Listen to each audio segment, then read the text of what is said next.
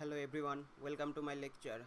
Most people think hackers have extraordinary skill and knowledge that allow them to hack into computer systems and find valuable information. The term hacker conjures up images of a young computer who types a few commands at a computer screen and proof the computer spits out passwords, account numbers, or other confidential data. In reality, a good hacker or security professional acting as an ethical hacker just has to understand how a computer system works and know what tools to employ in order to find a security weakness. This lecture will teach you the same techniques and software tools that many hackers use to gather valuable data and attack computer systems. The realm of hackers and how they operate is unknown to most computer and security professionals. Hackers use specialized computer software tools to gain access to information. By learning the same skill and employing the software tools used by hacker, you will be able to defend your computer networks and system against malicious attacks. The goal of this first lecture is to introduce you to the world of the hacker and to define the terminology used in discussing computer security.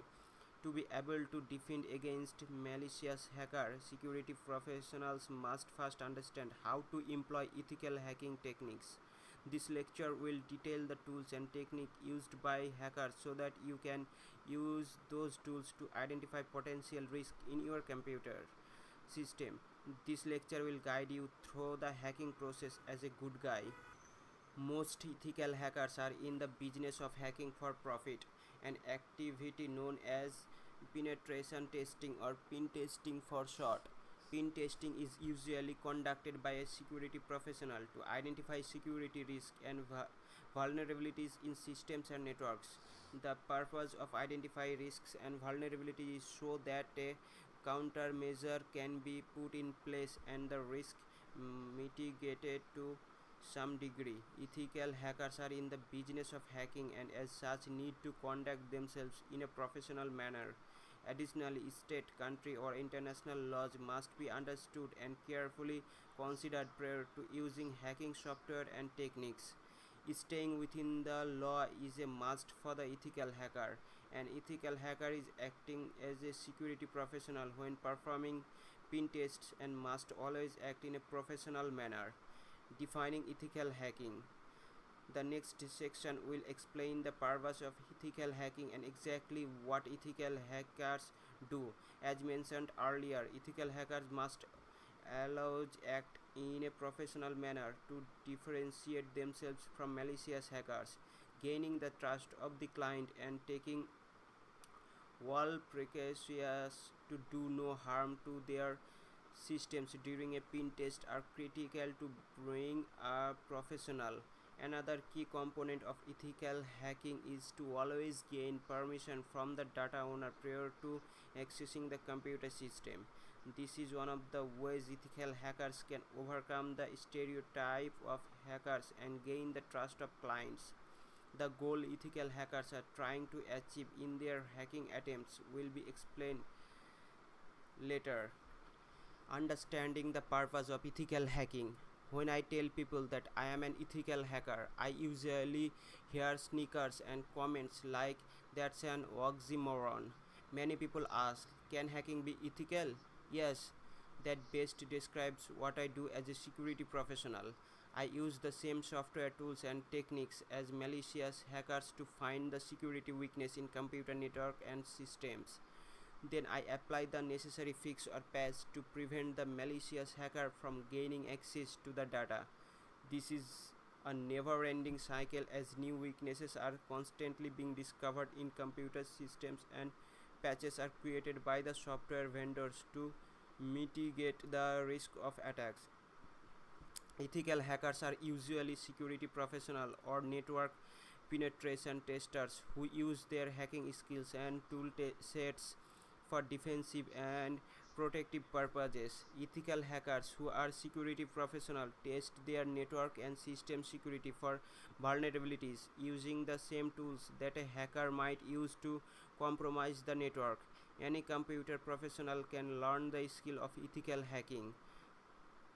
The term cracker describes a hacker who uses their hacking skills and toolset for destructive or offensive purposes such as disseminating viruses or performing denial of services attacks to compromise or bring down systems and network.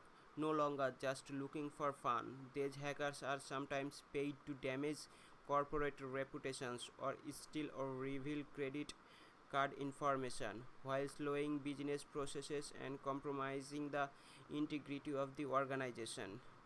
White hats. White hats are the good guys, the ethical hackers who use their hacking skills for defensive purposes. White hat hackers are usually security professionals with knowledge of hacking and the hacker toolset and who use this knowledge to locate weakness and implement countermeasures. White hat hackers are prime candidates for the exam. White hats are those who hack with permission from the data owner. It is critical to get permission prior to the beginning any hacking activity. This is what makes a security professional a white hat versus a malicious hacker who cannot be trusted. Black hats. Black hats are the bad guys, the malicious hackers or crackers who use their skills for illegal or malicious purposes. They break into or otherwise violate the system integrity of remote systems with malicious intent. Having gained unauthorized access, black hat hackers destroy vital data, deny legitimate user service, and just cause problems for their targets. Black hat hackers and crackers can easily be differentiated from white hat hackers because their actions are malicious. This is the traditional definition of a hacker and what most people consider a hacker to be. Grey hats. Grey hats are hackers who may work offensive or defensively depending on the situation. This is the dividing line between hacker and cracker. Grey hat hackers may just be interested in hacking tools and technologies and are not malicious black hats. Grey hats are self-proclaimed ethical hackers who are interested in hacker tools mostly from a curiosity standpoint. They may want to highlight security problems in a system or educate victims so they secure their systems properly. These hackers are doing their victims a favor. For instance, if a weakness is discovered in a service offered by an investment bank, the hacker is doing the bank a favor by giving the bank a chance to rectify the vulnerability. From a more controversial point of view, some people consider the act of hacking itself to be unethical, like breaking and entering. But the belief that ethical hacking excludes destruction at least moderates the behavior of people who see themselves as benign hackers. According to this view, it may be one of the highest forms of hackerly courtesy to break into a system and then explain to the system operator exactly how it was done and how the hole can be plugged.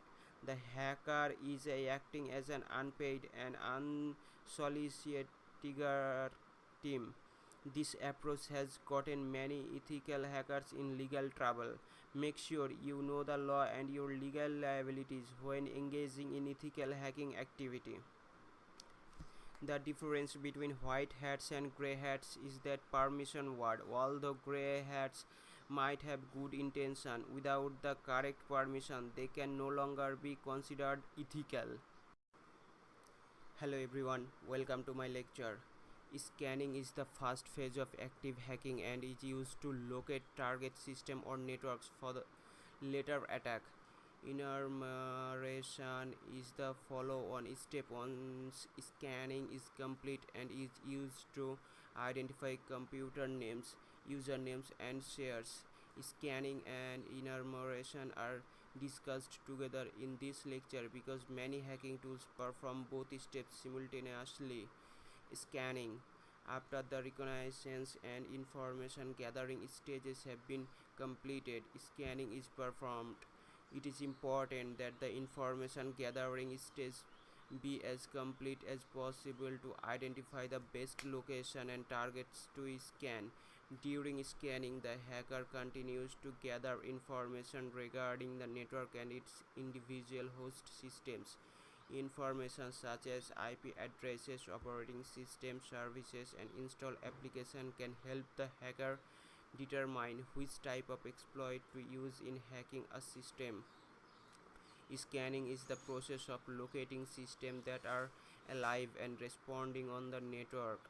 Ethical hackers use scanning to identify target system IP addresses. Scanning is also used to determine whether a system is on the network and available. Scanning tools are used to gather information about a system such as IP addresses, the operating system, and services running on the target computer. Port scanning. Port scanning is the process of identifying open and available TCP/IP ports on a system. Port scanning tools enable a hacker to learn about the services available on a given system. Each service or application on a machine is associated with a well-known port number. Port numbers are divided into three ranges. Well-known port 01023, registered ports 1024 49151, dynamic ports 49152 65535. Common port number. On Windows systems, well-known port numbers are located in the C drive. Services is a hidden file. To view it, show hidden files in Windows Explorer and double-click the file name to open it with Notepad. The CEH exam expects you to know the well-known port number for common application. Network scanning. Network scanning is a procedure for identifying active hosts on a network, either to attack them or as a network security assessment. Hosts are identified by their individual IP addresses. Network scanning tools attempt to identify all the live or responding hosts on the network and their corresponding IP addresses. Vulnerability scanning. Vulnerability scanning is the process of proactively identifying the vulnerabilities of computer systems on a network. Generally, a vulnerability scanning first identifies the operating system and version number, including service packs and may be installed. Then the scanner identifies weaknesses or vulnerabilities in the operating system. During the later attack phase, a hacker can exploit those weaknesses in order to gain access to the system. Although scanning can quickly identify which hosts are listening and active on a network, it is also a quick way to be identified by an intrusion detection system. Scanning tools probe TCP/IP ports looking for open ports and IP addresses, and these probes can be recognized by most security intrusion detection tools. Network and vulnerability scanning can usually be detected as well, because the scanner must interact with the target system over the network.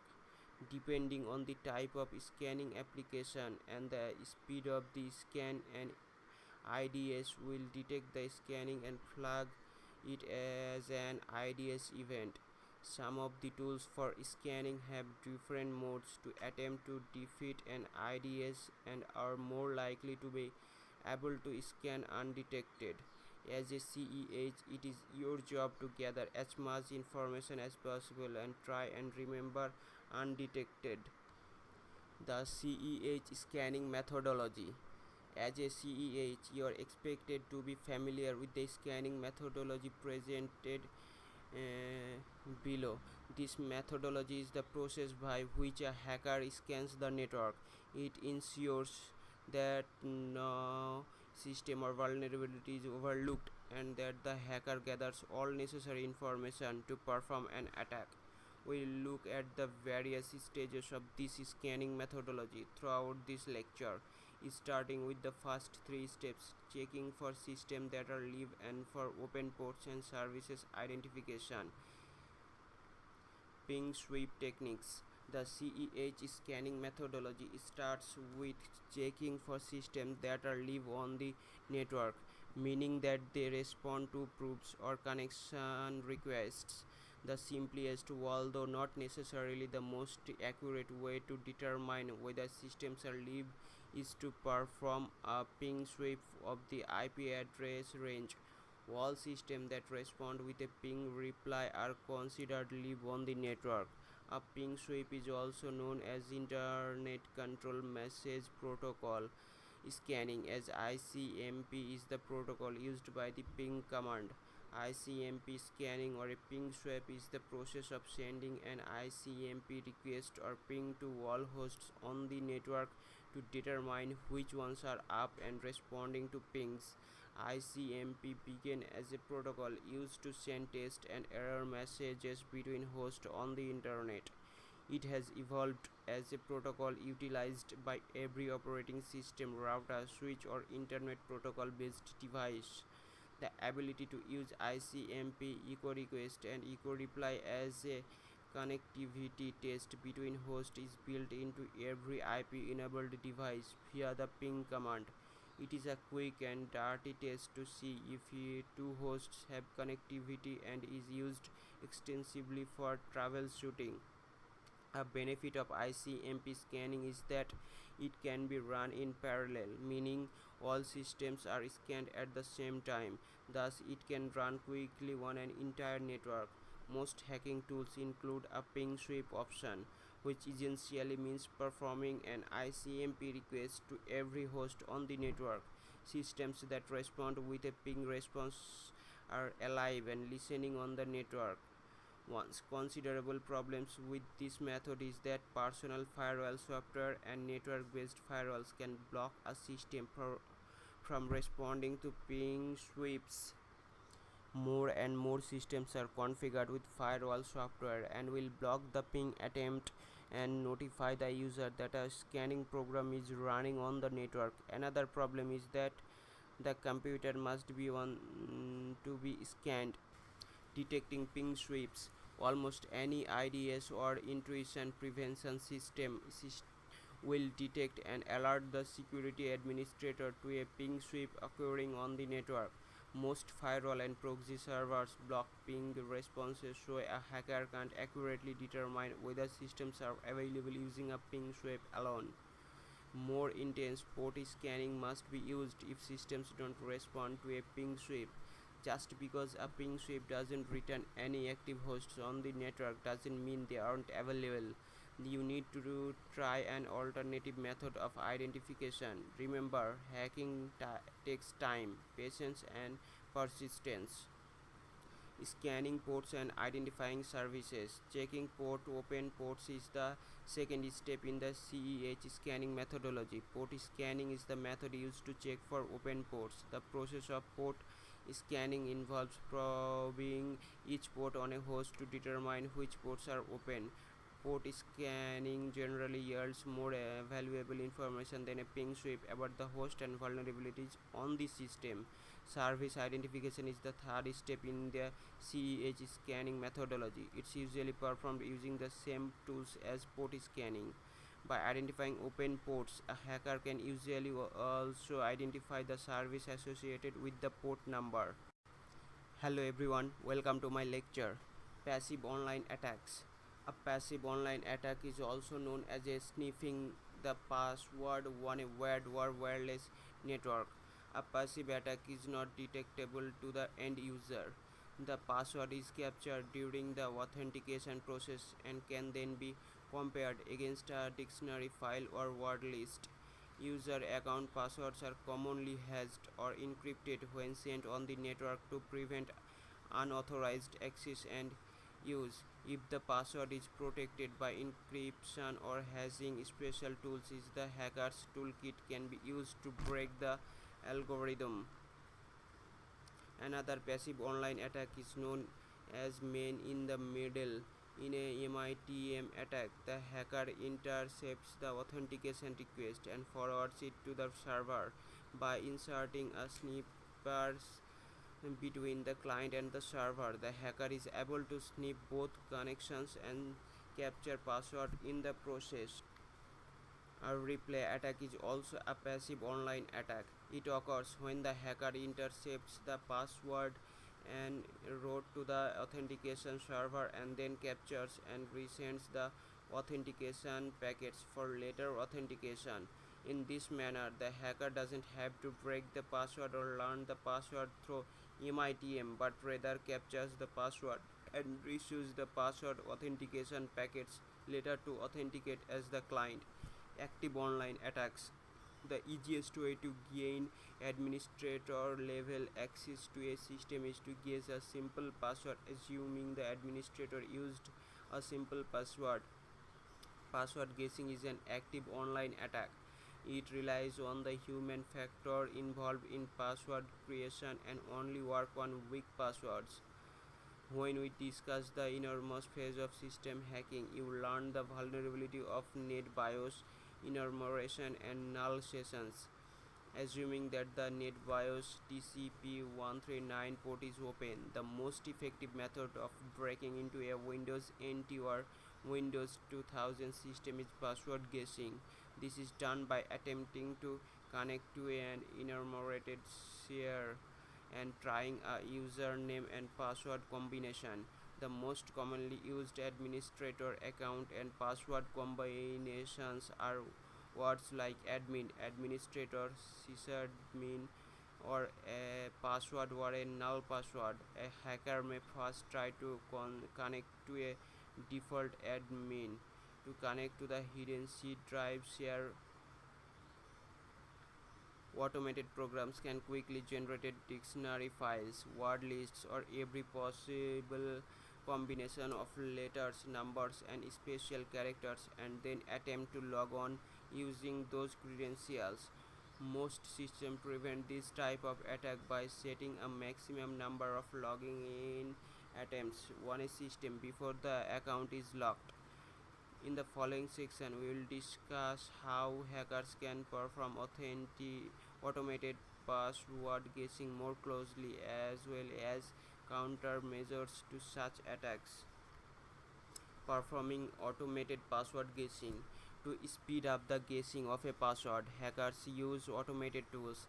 An easy process for automating password guessing is to use the Windows shell commands based on the standard net use syntax. To create a simple automated password guessing script, perform the following steps. Number 1. Create a simple username and password file using Windows Notepad. Automated tools such as the dictionary generated are available to create this word list. Save the file on the C drive's credentials.txt. Pipe this file using the for command. C4/f token. Type number 3. Type net use to use the credential.txt file to attempt to log on to the target system hidden share. Defending against password guessing.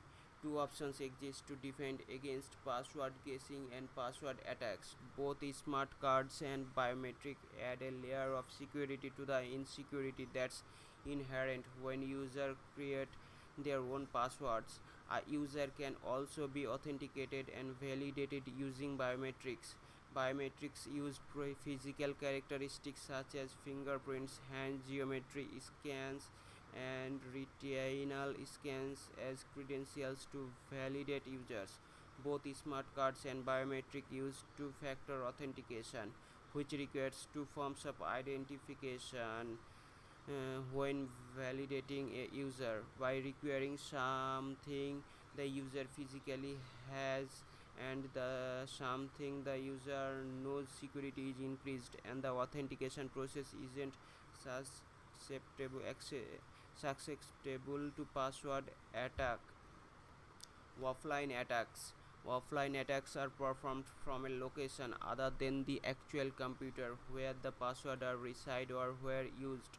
Offline attacks usually require physical access to the computer and copying the password file from the system onto removable media.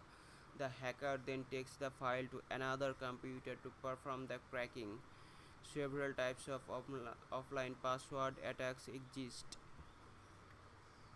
Non-electronic attacks. Non-electronic or non-technical attacks are attacks that do not employ any technical knowledge. This kind of attack can include social engineering, shoot surfing, keyboard sniffing, and dumpster diving. Social engineering is the art of interacting with people either face to face or over the telephone and getting them to give out valuable information such as passwords. Social engineering relies on people's good nature and desire to help others. Many times, a help desk is the target of a social engineering attack because their job is to help people, and recovering or resetting passwords is a common function of the help desk. The best defense against social engineering attacks is security awareness training for all employees and security procedures for resetting passwords. Dumpster diving hackers look through the trash for information such as password, which may be written down on a piece of paper. Again, security awareness training on shredding important documents can prevent a hacker from gathering password by dumpster diving. Cracking a password. Manual password cracking involves attempting to log on with the different passwords. The hacker follows these systems. 1. Find a valid user account, such as administrator or guest. 2. Create a list of possible passwords. 3. Rank the password from high to low probability. 4. Key in each password. 5. Try again until a successful password is found. A hacker can also create a script file that tries each password in a list. This is still considered manual cracking, but it's time consuming and not usually effective. A more efficient way of cracking a password is to gain access to the password file on a system. Most system has a password for storage on a system. During the logon process, the password entered by the user is hashed using the same algorithm and then compared to the hashed password stored in the file. A hacker can attempt to gain access to the hashing algorithm stored on the server instead of trying to guess or otherwise identify the password. If the hacker is successful, they can decrypt the password stored on the server. Remember, passwords are stored in the Security Accounts Manager file on a Windows system and in a password shadow file on a Linux system. Hello everyone, welcome to my lecture. During a denial of service DOS attack, a hacker renders a system unusable or significantly slows the system by overloading resources or preventing legitimate users from accessing the system. These attacks can be perpetrated against an individual system or an entire network and are usually successful in their attempts. The hacking attack is one of the availability, meaning legitimate users no longer have access to the network. Session hijacking is a hacking method that creates a temporary DOS for an end user when an attacker takes over the session. Session hijacking is used by hackers to take over a current session after the user has established an authenticated session. Session hijacking can also be used to perpetrate a man-in-the-middle attack when the hacker steps between the server and legitimate client and intercepts all traffic. This lecture explains DOS attacks, distributed denial of service attacks, and the elements of session hijacking such as spoofing methods, the TCP three-way handshake, sequence number prediction, and how hackers use tools for session hijacking. In addition, the countermeasures for DOS and session hijacking are discussed. Denial of service. A DOS attack is an attempt by a hacker to flood a user's or an organization's system. As a CEH, you need to be familiar with the types of DOS attacks and should understand how DOS and DDoS attack works. You should also be familiar with robots and robot networks as well as smurf attacks and SYN flooding. Finally, as a CEH, you need to be familiar with various DOS and DDoS countermeasures. There are two main categories of DOS attacks. 1. Attacks sent by a single system to a single target. 2. Attacks sent by many systems to a single target. The goal of DOS isn't to gain unauthorized access to machines or data, but to prevent legitimate users of a service from using it. A DOS attack may do the following: 1. Flood a network with traffic, thereby preventing legitimate network traffic.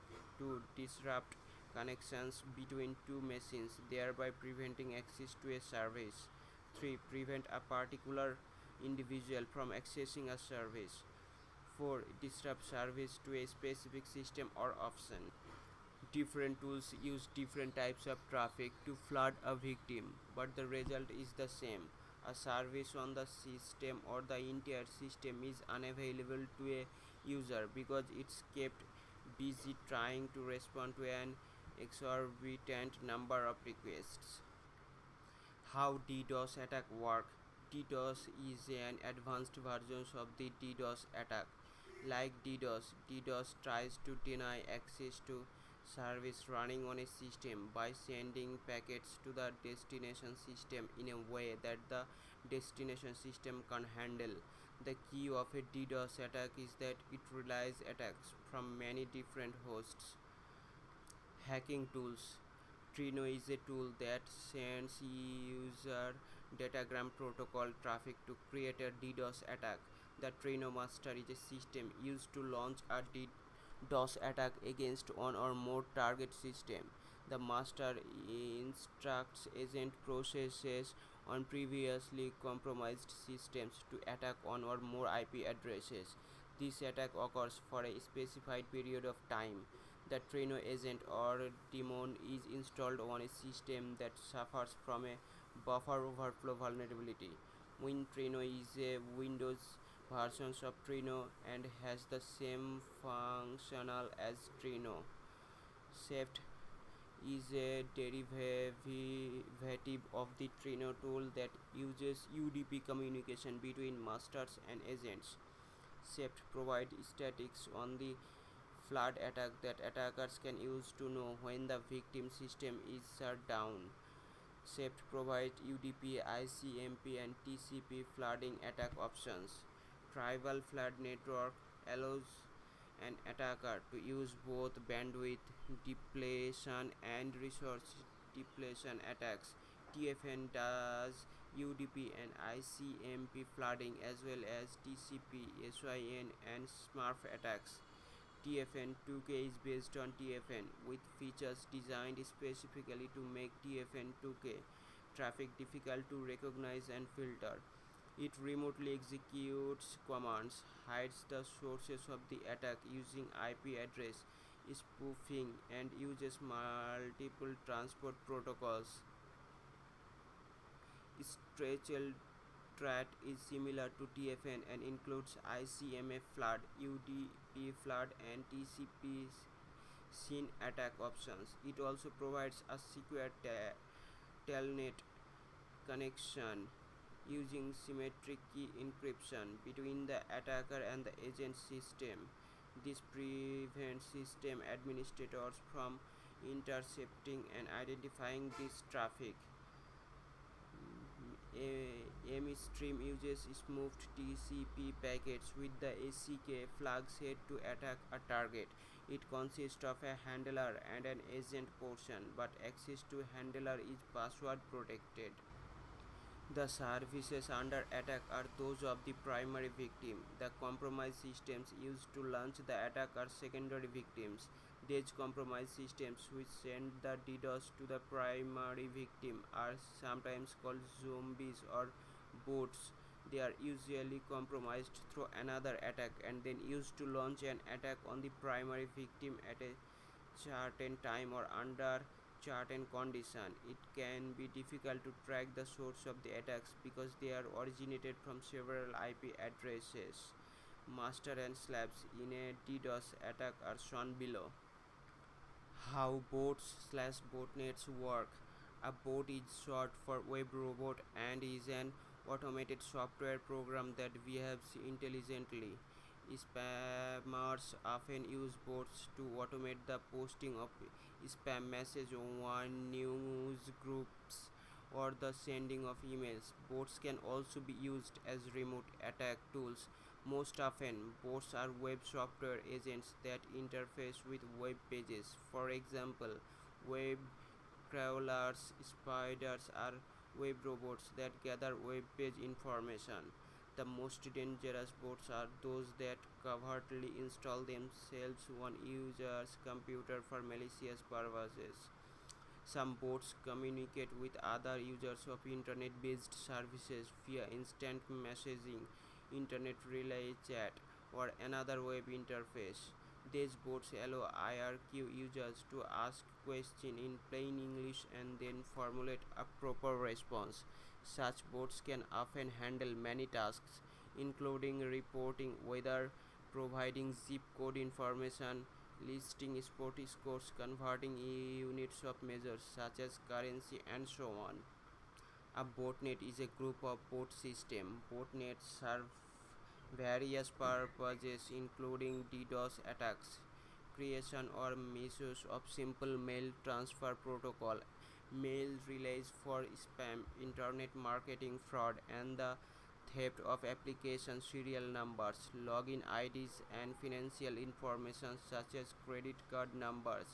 Generally, a botnet refers to a group of compromised systems running a bot for the purpose of launching a coordinated DDoS attack.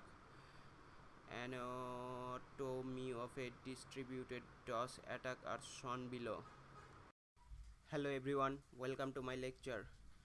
Denial of service attack.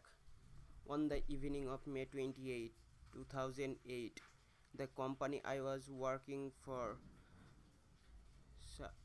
suddenly dropped off the internet. Their web servers were no longer accessible from the internet. Within a minute of the start of the attack, it was clear to the Alpha system engineers that they were experiencing a packet flooding attack of some sort. After looking at the log files of their Cisco router, it showed that both of their two T1 trunk interfaces to the internet were receiving some sort of traffic at their maximum 1.5 megabyte rate. While their outbound traffic had fallen to nearly zero, they were drowning in a flood of malicious traffic and valid traffic was unable to get out. Alpha System was the victim of a denial of server attack, more commonly referred to as a DOS. The engineers knew they had to do something quickly to stop the attacks and get the web servers back up and accessible for their customers, but no one really knew what to do as this had never happened to the system before. Then someone thought of the packet filtering capabilities of the router. Luckily, because this dot attack was prone to filtering, Alpha system was able to weed out the bad packets and return their service to almost normal operation. In 2 minutes, Alpha system engineers applied brute force filters to their routers, shutting down all UDP and ICMP traffic, and alphasystem.com instantly popped back onto the network. A DOS attack is usually an attack of last resort. It's considered an unsophisticated attack because it doesn't gain the hacker access to any information but rather annoys the target and interrupts their service. DOS attacks can be destructive and have a substantial impact when sent from multiple systems at the same time. Remember, because DOS attacks are so powerful and can cripple a production system or network, this lecture does not include any DOS tool exercises.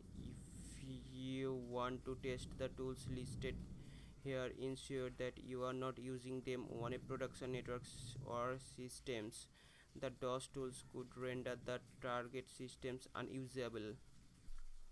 DDoS attacks can be perpetrated by bots and botnets, which are compromised systems that an attacker uses to launch the attack against the end victim.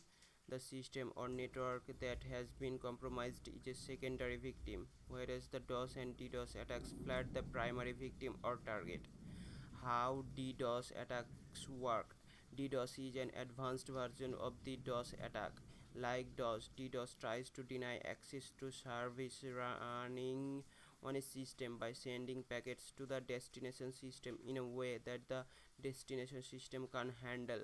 The key of a DDoS attack is that it relies attacks from many different hosts, which must first be compromised rather than from a single host like DOS. DDoS is a large scale coordinator attack on a victim system.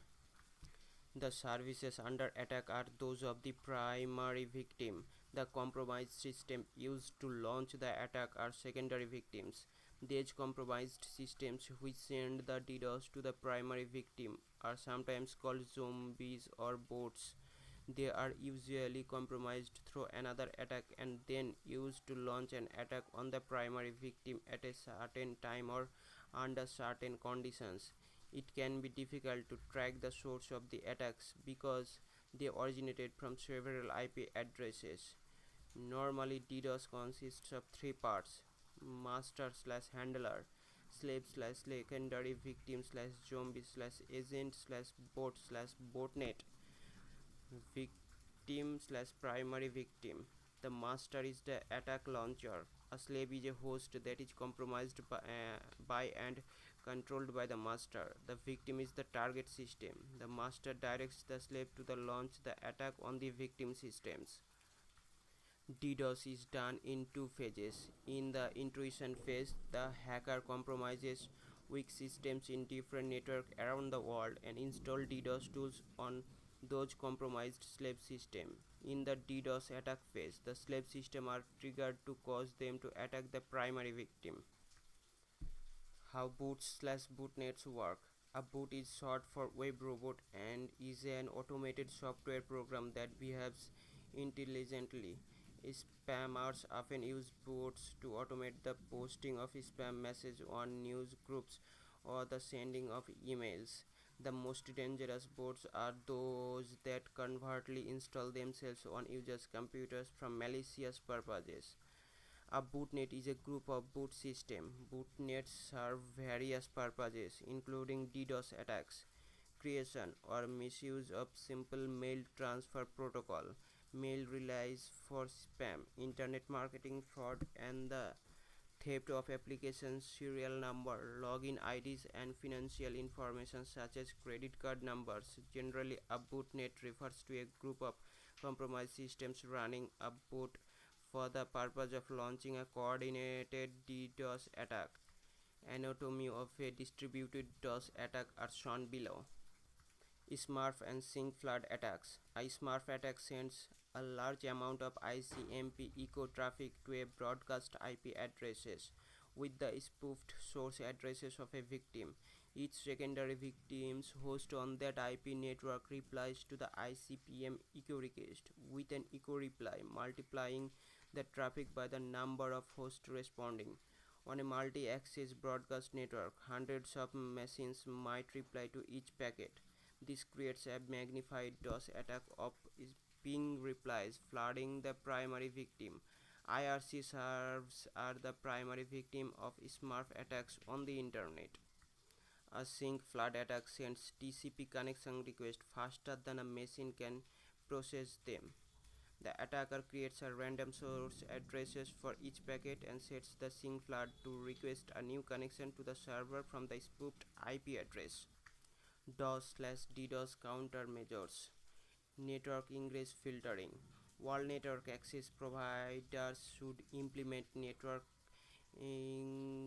filtering to stop any downstream networks from injecting packets with faked or spoofed addresses into the internet. Although this doesn't stop an attack from occurring, it does make it much easier to track down the source of the attack and terminate the attack quickly. Most IDS, firewalls, and routers provide network ingress filtering capabilities. Rate limiting network traffic. A number of routers on the market today have features that let you limit the amount of bandwidth some types of traffic can consume. This is sometimes referred to as a traffic shaping. Intrusion detection systems. Use an intrusion detection system to detect attackers who are communicating with slave master or agent machine. Doing so lets you know whether a machine in your network is being used to launch a known attack, but probably won't detect new variation of these attacks or the tools that implement them. DOS scanning tools. Find DDoS is a tool that scans a local system that likely contains a DDoS program. It can detect several non-DOS attack tools.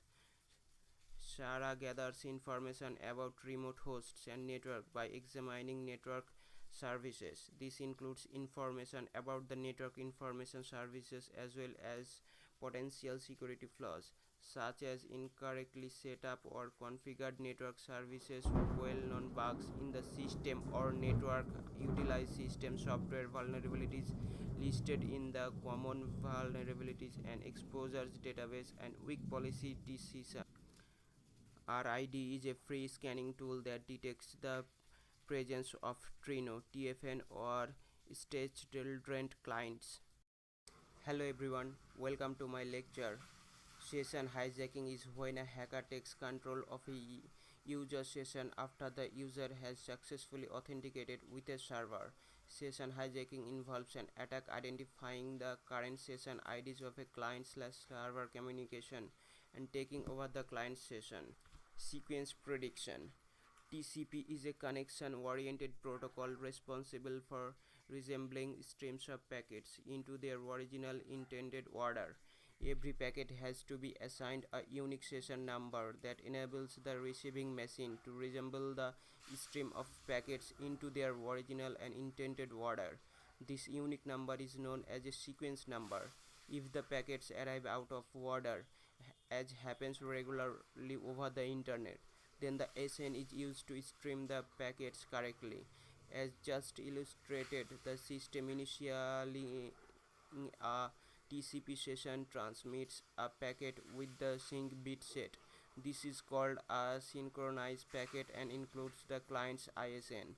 The ISN is a pseudo randomly generated number with over 4 billion possible combinations, yet it is statistically possible for it to repeat.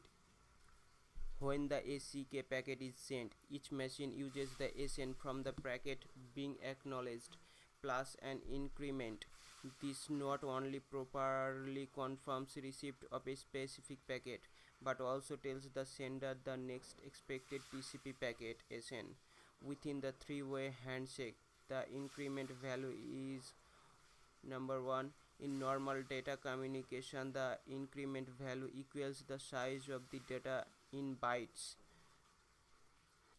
Hacking tools used to perform session hijacking do sequence number prediction. To successfully perform a TCP sequence prediction attack, the hacker must snip the traffic between two systems.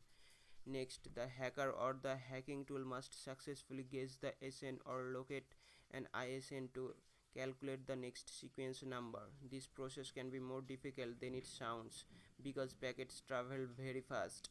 When the hacker is unable to snip the connection, it becomes much more difficult to guess the next SN. For this reason, most session hijacking tools include features to permit snipping the packets to determine the SNs. Hackers generate packets using a spoofed IP address of the system that had a session with the target system. The hacking tools issue packets with the SNs that the target system is expecting, but the hacker's packets must arrive before the packets from the trusted system whose connection is being hijacked. This is accomplished by flooding the trusted system with packets or sending an RST packet to the trusted system so that it is unavailable to send packets to the target system. Hacking tools. Juggernaut is a network sniffer that can be used to hijack TCP sessions. It runs on Linux operating system and can be used to watch for all network traffic, or it can be given a keyword such as password to look for. The program shows all active network connections and the attacker can then choose a session to hijack. Hunt is a program that can be used to snip and hijack active session on a network. Hunt performs connection management, addresses resolution protocol, spoofing, resetting of connection, monitoring of connections, media access control, addresses discovery and snipping of TCP traffic. TTY Watcher is a session hijacking utility that allows the hijacker to return the stolen session to the valid user as though it was never hijacked. TTY Watcher is only for Sun Solaris systems. IP Watcher is a session hijacking tool that lets an attacker monitor connection and take over a session. This program can monitor all connection on a network, allowing the attackers to watch an exact copy of a session in real time. T-Site is a session monitoring and hijacking tool for Windows that can assist when an attempt at a network break-in or compromise occurs. With T-Site, a system administrator can monitor all network connections in real time and observe any suspicious activity that takes place. T-Site can also hijack any TCP session on the network for security reasons, and guard systems license this software only to predetermined IP addresses. Dangers posed by session hijacking. TCP session hijacking is a dangerous attack. Most systems are vulnerable to it because they use TCP/IP as their primary communication protocol. Newer operating systems have attempted to secure themselves from session hijacking by using pseudo-random number generators to calculate the ISN, making the sequence number harder to guess. However, this security measure is ineffective if the attacker is able to snip packets, which gives all the information required to perform this attack. The following are session why it's important for a CEH to be aware of session hijacking. 1. Most computers are vulnerable. 2. Few countermeasures are available to adequately protect against it. 3. Session hijacking attacks are simple to launch. 4. Hijacking is dangerous because of the information that can be gathered during the attack. Denial of service attacks are used to render a system or network unusable and are considered attacks against the availability of the user data. When other hacking attempts fail, a hacker may resort to DOS attacks as a way of attacking the system. Even though the data may not be acquired by a hacker using DOS, the hacker can prevent legitimate users from accessing the data. DOS attacks and especially DDoS attacks are difficult to countermeasures. The best option is to attempt to prevent the attacks by using traffic filtering at the firewall or an IDS. Preventing session hijacking. To defend against session hijacking attacks, a network should employ several defenses. The most effective protection is encryption, such as Internet Protocol security.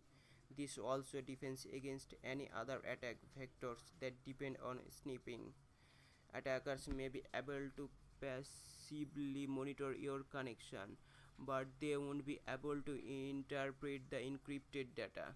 Other countermeasures include using encrypted applications such as Secure Shell, SSH, and encrypted telnet, and Secure Sockets Layer (SSL) for HTTPS traffic. You can help prevent session hijacking by reducing the potential methods of gaining access to your network. For example, by eliminating remote access to internal systems. If the network has remote users who need to connect to carry out their duties, then use virtual private network that have been secured with tunneling protocols and encryption. The use of multiple safety nets is always the best countermeasures to any potential threat. Employing any one countermeasures may not be enough, but using them together to secure your enterprise will make the attack success rate minimal for anyone but the most professional and dedicated attacker. The following is a checklist of countermeasures that should be employed to prevent session hijacking. 1. Use encryption. 2. Use a secure protocol. 3. Limit incoming connections. 4. Minimize remote access. 5. Have strong authentication. 6. Educate your employees. 7. Maintain different username and passwords for different accounts. 8. Use Ethernet switches rather than hubs to prevent session hijacking attacks. Hello everyone, welcome to my lecture. SQL injection and buffer overflows are hacking techniques used to exploit weaknesses in applications. When programs are written, some parameter used in the creation of the application's code can leave weaknesses in the program. SQL injection and buffer overflows are covered in the same lecture because they both are methods used to attack application and are generally caused by programming flaws. Generally, the purpose of SQL injection is to convince the application to run SQL code that was not intended. SQL injection is a hacking method used to attack SQL databases, whereas buffer overflows can exist in many different types of application. SQL injection and buffer overflows are similar exploits in that they are both usually delivered via a user input field. The input field is where a user may enter a username and password on a website, add data to a URL, or perform a search for a keyword in another application. The SQL injection vulnerability is caused primarily by unverified or unsanitized user input via these fields. Both SQL Server injection and buffer overflow vulnerabilities are caused by the same issue: invalid parameters that are not verified by the application.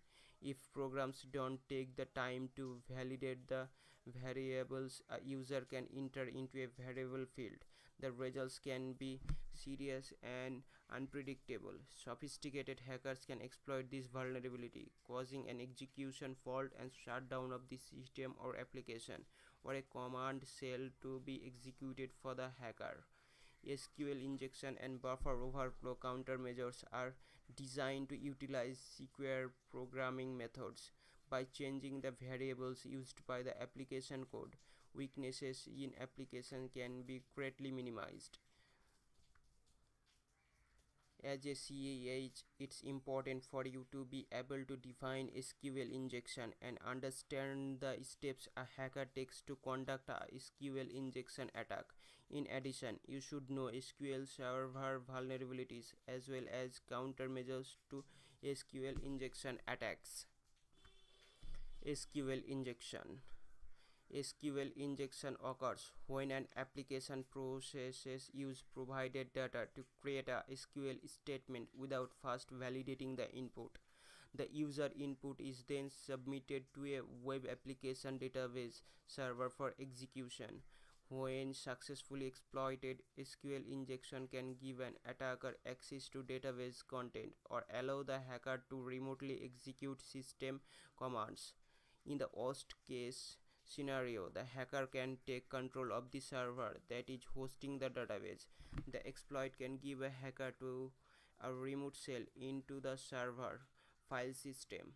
The impact of a SQL injection attack depends on where the vulnerability is in the code, how easy it is to exploit the vulnerability, and what level of access the application has to the database. Theoretically, SQL injection can occur in any type of application, but it is most commonly associated with web application because they are most often attacked. As previously discussed, web hacking, Google web servers, web application vulnerabilities, and web-based password cracking techniques. Web applications are easy target because they, by their very nature, they are open to being accessed from the internet. You should have a basic understanding of how databases work and how SQL commands are used to access the information in the databases prior to attempting the CEH exam. During a web application SQL injection attack, malicious code is inserted into a web from field or the website's code to make a system execute a command shell or other arbitrary commands. Just as a legitimate user enters queries and addition to the SQL database via web form. The hacker can insert commands to the SQL server through the same web form field. For example, an arbitrary command from a hacker might open a command prompt or display a table from the database. A database table may contain personal information such as credit card numbers, social security numbers, or passwords. SQL servers are very common database servers and used by many organizations to store confidential data. This makes a SQL server a high value target and therefore a system that is very attractive to hackers. Determining SQL injection vulnerabilities. While performing a black hat penetration test on a corporate network, a security tester Tom found a custom application on one of the publicly accessible web servers. Since this was a black hat test, Tom did not have access to the source code to see how the program had been created, but after performing some information gathering, he was able to determine that the server was running Microsoft Internet Information Server 6 along with ASP.NET, and this suggested that the database was Microsoft's SQL server. The login page of the web application had a username, a password field, and a forgotten password link, which ended up being the easiest way into the system. A forgotten password link works by looking in the user database for the user's email address and sending an email containing the password to that address. So, to determine if the forgotten password link was vulnerable to SQL injection, Tom entered a single quote as part of the data is the forgotten password field. The purpose was to see if the application would construct a SQL string literally without sanitizing the user input. When submitting the form with a quota in the email address, he received a 500 error, and this suggested that the user input was being parsed literally. Finding a SQL injection vulnerability. Before launching a SQL injection attack, the hacker determines whether the configuration of the database and related tables and variables is vulnerable. The steps to determine the SQL server's vulnerability are as follows. Using your web browser, search for a website that uses a login page or other database input or query fields. Look for web pages that display the post or get HTML commands by checking the site source code. 2. Test the SQL server using single quotes. Doing so indicates whether the user input variable is sanitized or interpreted literally by the server. If the server responds with an error message that says use a is equal to a or something similar, then it's most likely susceptible to a SQL injection attack. Use the select command to retrieve data from the database or the insert command to add information to the database. These commands and similar variation may allow a user to bypass a login depending on the structure of the database. When entered in a form field, the commands may return many rows in a table or even an entire database table because the SQL server is interpreting the terms literally. The double dashes near the end of the command tell SQL to ignore the rest of the command as a comment. SQL injection attacks are used by hackers to achieve certain results. Some SQL exploits will produce valuable user data stored in the database, and some are just precursors to other attacks. Hello everyone, welcome to my lecture. The purpose of SQL injection. SQL injection attacks are used by hackers to achieve certain results. Some SQL exploits will produce valuable user data stored in the database, and some are just precursors to other attacks. The following are the most common purpose of a SQL injection attack. Identifying SQL injection vulnerability. The purpose is to prove a web application to discover which parameter and user input fields are vulnerable to SQL injection. Performing database fingerprinting. The purpose is to discover the type and version of database that a web application is using and fingerprint the database. Knowing the type and versions of the database used by a web application allow an attacker to craft database specific attacks. Determining database schema. To correctly extract data from a database, the attacker often needs to know database schema information such as table names, column names, and column data types. This information can be used in a follow-on attack. Extracting data. These types of attacks employ techniques that will extract data values from the database depending on the type of web application. This information could be sensitive and highly desirable to the attacker. Adding or modifying data. The purpose is to add or change information in a database. Performing denial of services. These attacks are performed to shut down access to a web application, thus denying service to other users. Attacks involving locking or dropping database tables also fall under this category. Evading detection. This category refers to certain attack techniques that are employed to avoid auditing and detection. Bypassing authentication. The purpose is to allow the hacker attacker to bypass database and application authentication mechanisms. Bypassing such mechanisms could allow the attacker to assume the rights and privileges associated with another application user. Executing remote commands. These types of attacks attempts to execute arbitrary commands on the database. These commands can be stored procedures or functions available to database users. Performing privilege escalation. These attacks take advantage of implementation errors or logical flaws in the database in order to escalate the privileges of the attacker. SQL injection using dynamic strings.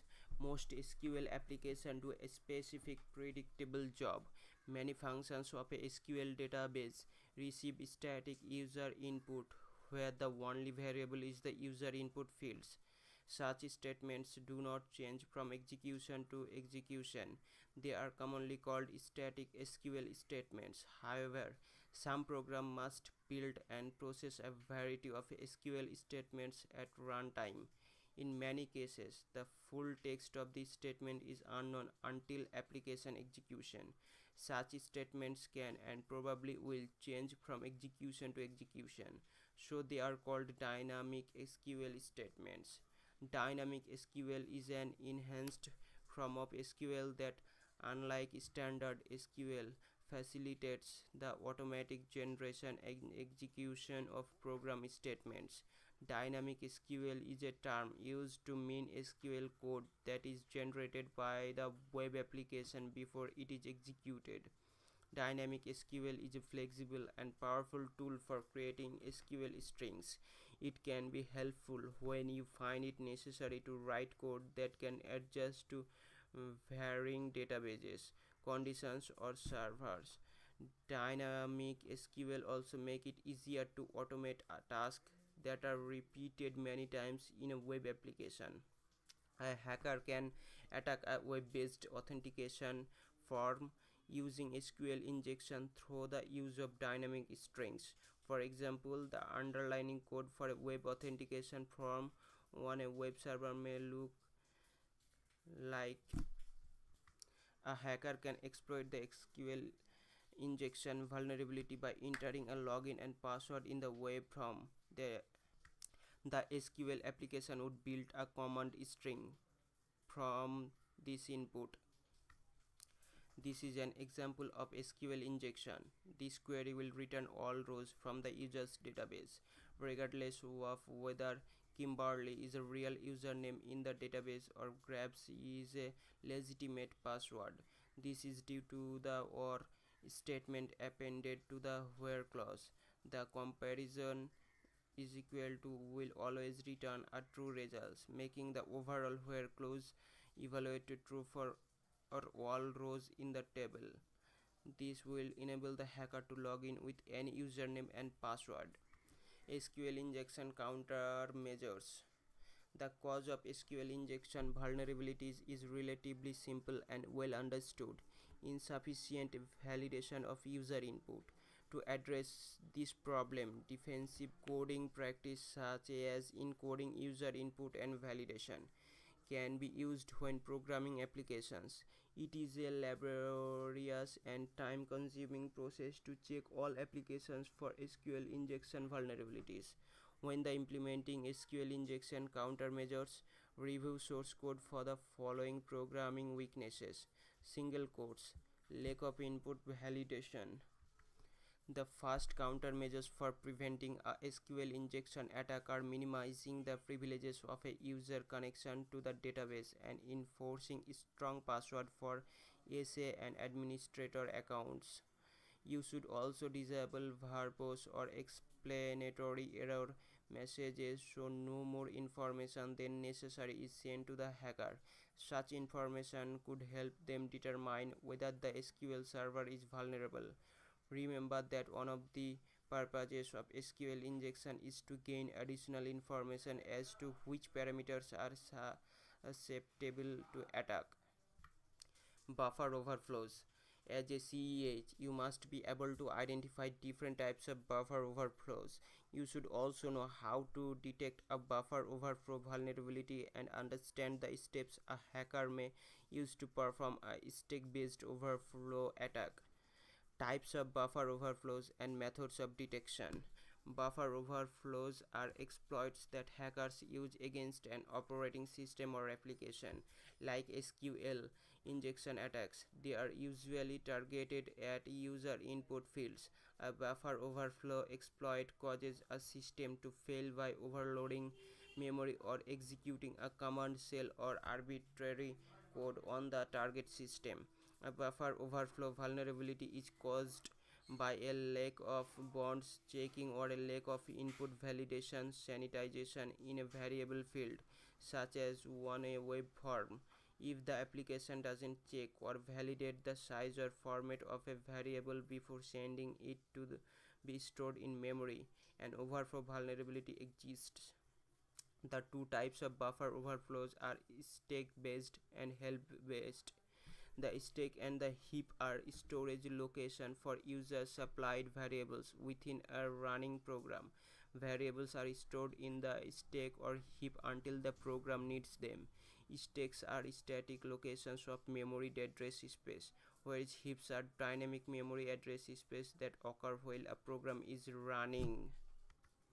A call stack or stack is used to keep track of where in the programming code the execution pointer should return after each portion of the code is executed. A stack-based buffer overflow attack occurs when the memory assigned to each execution routine is overflowed. As a consequence of both types of buffer overflows, a program can open a shell or command prompt or stop the execution of a program. Hello everyone, welcome to my lecture, Cryptography and Encryption Techniques. Cryptography is the study of encryption and encryption algorithms. In a practical sense, encryption is the conversion of message from a comprehensible form into an incomprehensible one and back again. The purpose of encryption is to render data unreadable by interceptors or eavesdroppers who do not know the secret of how to decrypt the message. Encryption attempts to ensure secrecy in communications. Cryptography defines the techniques used in encryption. This lecture will discuss encryption algorithms and cryptography. Cryptography and encryption techniques. Encryption can be used to encrypt data while it is transit or while it's stored on a hard drive. Cryptography is the study of protecting information by mathematically scrambling the data so it cannot be deciphered without knowledge of the mathematical formula used to encrypt it. This mathematical formula is known as the encryption algorithm. Cryptography is composed of two words: crypt meaning secret or hidden and graphy meaning writing. Cryptography literally means secret or hidden writing. Clear text is the readable and understandable data, and cheaper text is the scrambled text as a result of the encryption process. Cipher text should be unreadable and show no repeatable pattern to ensure the confidentiality of the data. Clear text and cipher text are shown below. There are three critical elements to data security. Confidentiality, integrity, and authentication are known as the CIA triad. Data encryption provides confidentiality, meaning the data can only be read by authorized users. Message hashing provides integrity, which ensures the data sent is the same data received and the information was not modified in transit. Message digital signatures provide authentication as well as integrity. Message encryption and digital signatures together provide confidentiality, authentication, and integrity. Encryption algorithms can use simple methods of scrambling characters such as substitution, replacing characters with other characters, and transposition, changing order of characters. Encryption algorithms are mathematical calculation based on substitution and transposition. Advanced cipher used by the ancient Hebrews. Advanced is a substitution cipher and works by replacing each letter used with another letter the same distance away from the end of the alphabet. Vigenère cipher.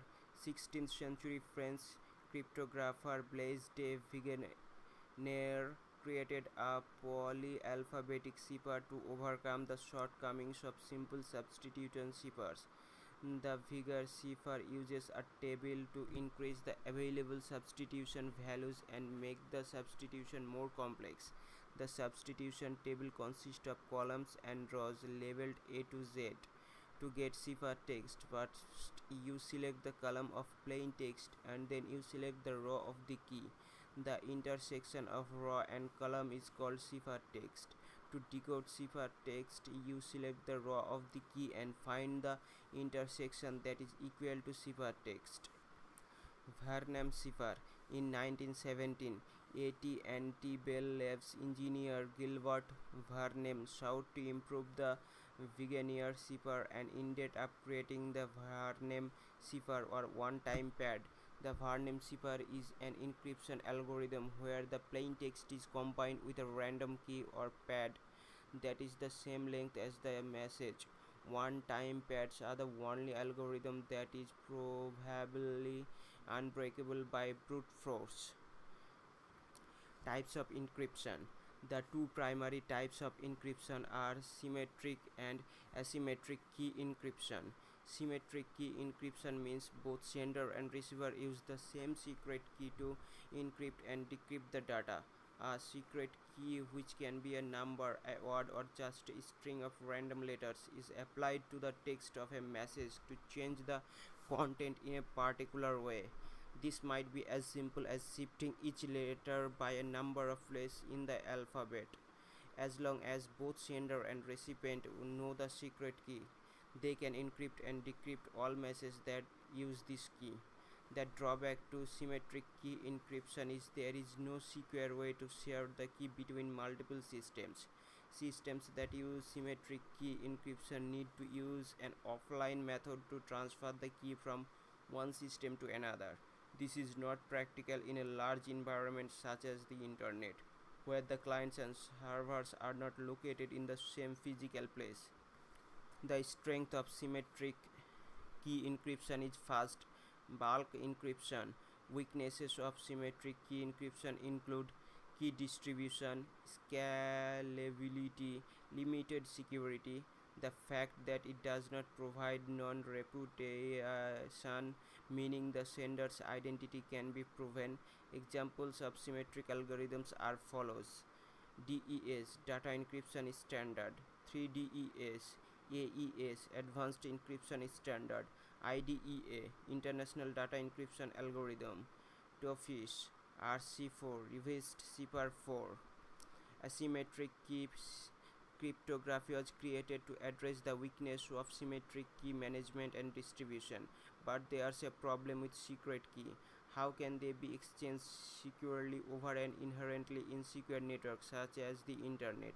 Anyone who knows the secret key can decrypt the message, so it is important to keep the secret key secure. Asymmetric encryption uses two related keys known as a key pair. A public key is made available to anyone who might want to send you an encrypted message. A second private key is kept secret so that only you know it. Any message, text, binary files or documents that are encrypted by using the public key can only be decrypted by using the matching private key. Any message that is encrypted by using the private key can only be decrypted by using the matching public key. This means that you do not have to worry about passing public keys over the internet as they are by nature available to anyone. A problem with asymmetric encryption, however, is that it is slower than symmetric encryption. It requires far more processing power to both encrypt and decrypt the content of the message. The relation between the two keys in asymmetric key encryption is based on complex mathematical formulas. One method of creating the key pair is to use factorization of prime numbers. Another is to use discrete logarithms. Asymmetric encryption systems are based on one-way functions that act as a trapdoor. Essentially, the encryption is one-way in that the same key cannot decrypt message it encrypted. The associated private key provides information to make decryption feasible. The information about the function is included in the public key, whereas information about the trapdoor is in the private key. Anyone who has the private key knows the trapdoor function and can compute the public key. To use asymmetric encryption, there needs to be a method for transferring public keys. The typical technique is to use X.509 digital certificates. A certificate is a file of information that identifies a user or a server and contains the organization name, the organization that issued the certificate, and the user's email address, country, and public key. Hello everyone, welcome to my lecture. Stream ciphers versus block ciphers. Block ciphers and stream ciphers are the two types of encryption ciphers. Block ciphers are encryption ciphers that operate by encrypting a fixed amount or block of data. The most common block size is 64 bits of data. This chunk or block of data is encrypted as one unit of clear text. When a block cipher is used for encryption and decryption, the message is divided into blocks of bits. Blocks are then put through one or more of the following scrambling methods: substitution, transposition, confusion, diffusion, S-boxes. A stream cipher encrypts single bits of data as a continuous stream of data bits. Stream ciphers typically execute at a higher speed than block ciphers and are suited for hardware uses. The stream cipher then combines a plain text bit with a pseudo random cipher bit stream by means of an XOR operation. The XOR process is to compare the plain text and key one bit at a time, and based on the XOR logic create ciphertext. If the plain text and secret key are the same bit, the result is a 0. If they are different, such as 1 and 0, then the resulting encrypted bit is as 1. Generating public and private keys. When a client and a server use asymmetric cryptography, both create their own pairs of keys for a total of 4 keys: the server's public key, the server's private key, the client's public key, and the client's private key. A system's key pair has a mathematical relationship that allows data encrypted with one of the keys to be decrypted with the other key. These keys have a mathematical relationship based on factoring prime numbers such that each key can be used to decrypt data encrypted with the other key. When a client and a server want to mutually authenticate and share information, they each send their own public key to the remote system, but they never share their private keys. Each message is encrypted with the receiver's public key. Only the receiver's private key can decrypt the message. The server would encrypt a message to the client using the client's public key. The only key that can decrypt the message is held by the client, which ensures confidentiality. A public key infrastructure is necessary in order to create digital certificates. PKI is a framework that consists of hardware, software, policies that exist to manage, create, store, and distribute keys and digital certificates. Additionally, a complete PKI solution involves symmetric algorithms, asymmetric algorithms, hashing, and digital authentication. One of the major strengths of public key encryption is its ability to facilitate communication between parties previously unknown to each other, a process that is made possible by the PKI hierarchy of trust relationships. The important parts of the PKI infrastructure are as follows: digital certificates, certificate authorities, certificate generation and destruction, key management. CAs are the glue that binds the public infrastructure together. They are essentially neutral third party organizations that provide notarization services for digital certificates. To obtain a digital certificate from a reputable CA, you must identify and prove identity. Other uses for encryption. Integrity is one of the components of the CIA triad and ensures that information remains unchanged and is in its true original form. A hash is a common method of providing integrity of a message. A hash is the conversion of a string of characters into a shorter fixed length value that represents the original. It is similar to a shorthand version of the full data. Common hashing algorithms for digital signatures include SHA-1, MD5, RIPEMD160. If you have downloaded a file from the internet, you may be concerned that the file is not complete or was corrupted. One of the ways to ensure the file sent is the same file received is through the MD5 hashing algorithms. MD5 hashes are fingerprints of files. You can compare the fingerprints of two files to see if the files themselves are the same. You have to have the correct fingerprints for a file to compare the file you receive with the original. Otherwise, you cannot tell if your file has integrity. When you download a large file, it may contain another file called MD5SUM or something similar. This file contains the correct fingerprints. Dragging an MD5SUM file onto WinMD5 causes the fingerprints to be compared automatically. The MD5SUM program allows you to compute the MD5 hashes of files. It also makes it easy to compare the fingerprints against the correct fingerprints stored in an MD5SUM file. Red Hat, for example, provides MD5SUM files for all of its large downloadable files. When you perform hashing, two messages with the same digest are extremely unlikely. However, if this does occur and two messages produce the same hash, it is called a collision. Collisions allow for cryptographic attacks against the algorithm. Cryptography algorithms vary in key length from 40 bits to 448 bits. The longer the key length, the stronger the encryption algorithm. Using brute force to crack a key of 40 bits takes from 1.4 minutes to 0.2 seconds depending on the strength of the processing computer.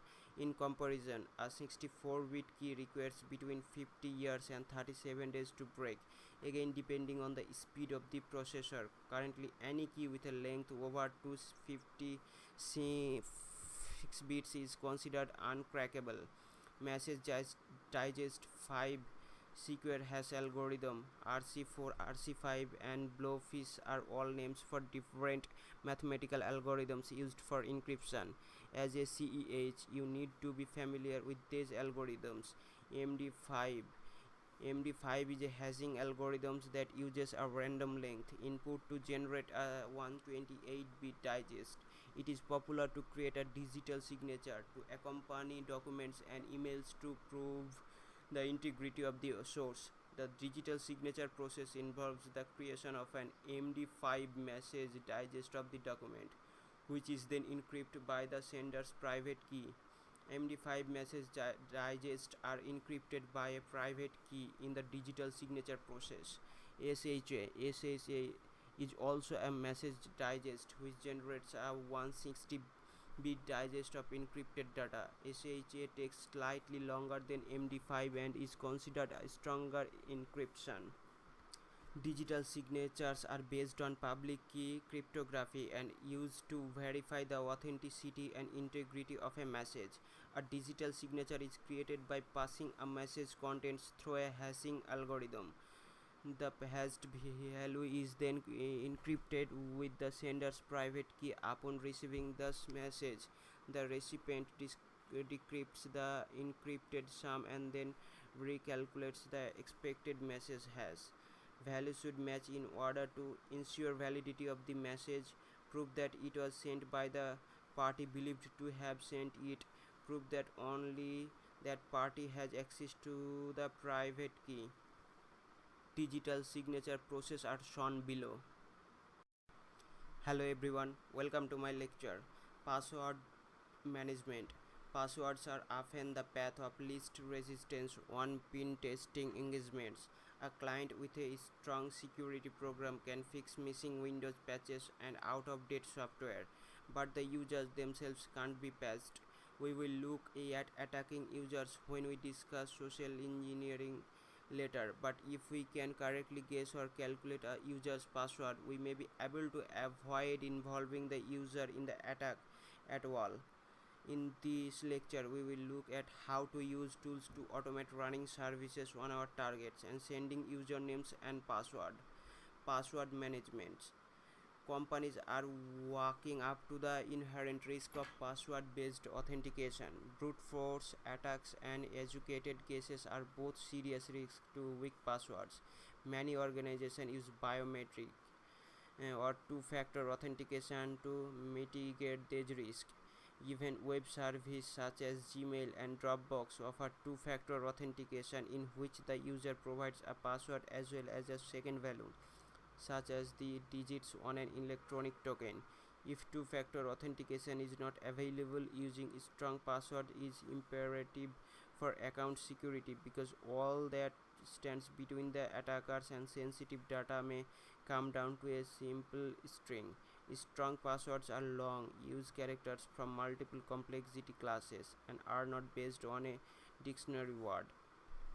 The passwords we use in this lecture are deliberately terrible, but unfortunately many users don't behave much better when it comes to passwords.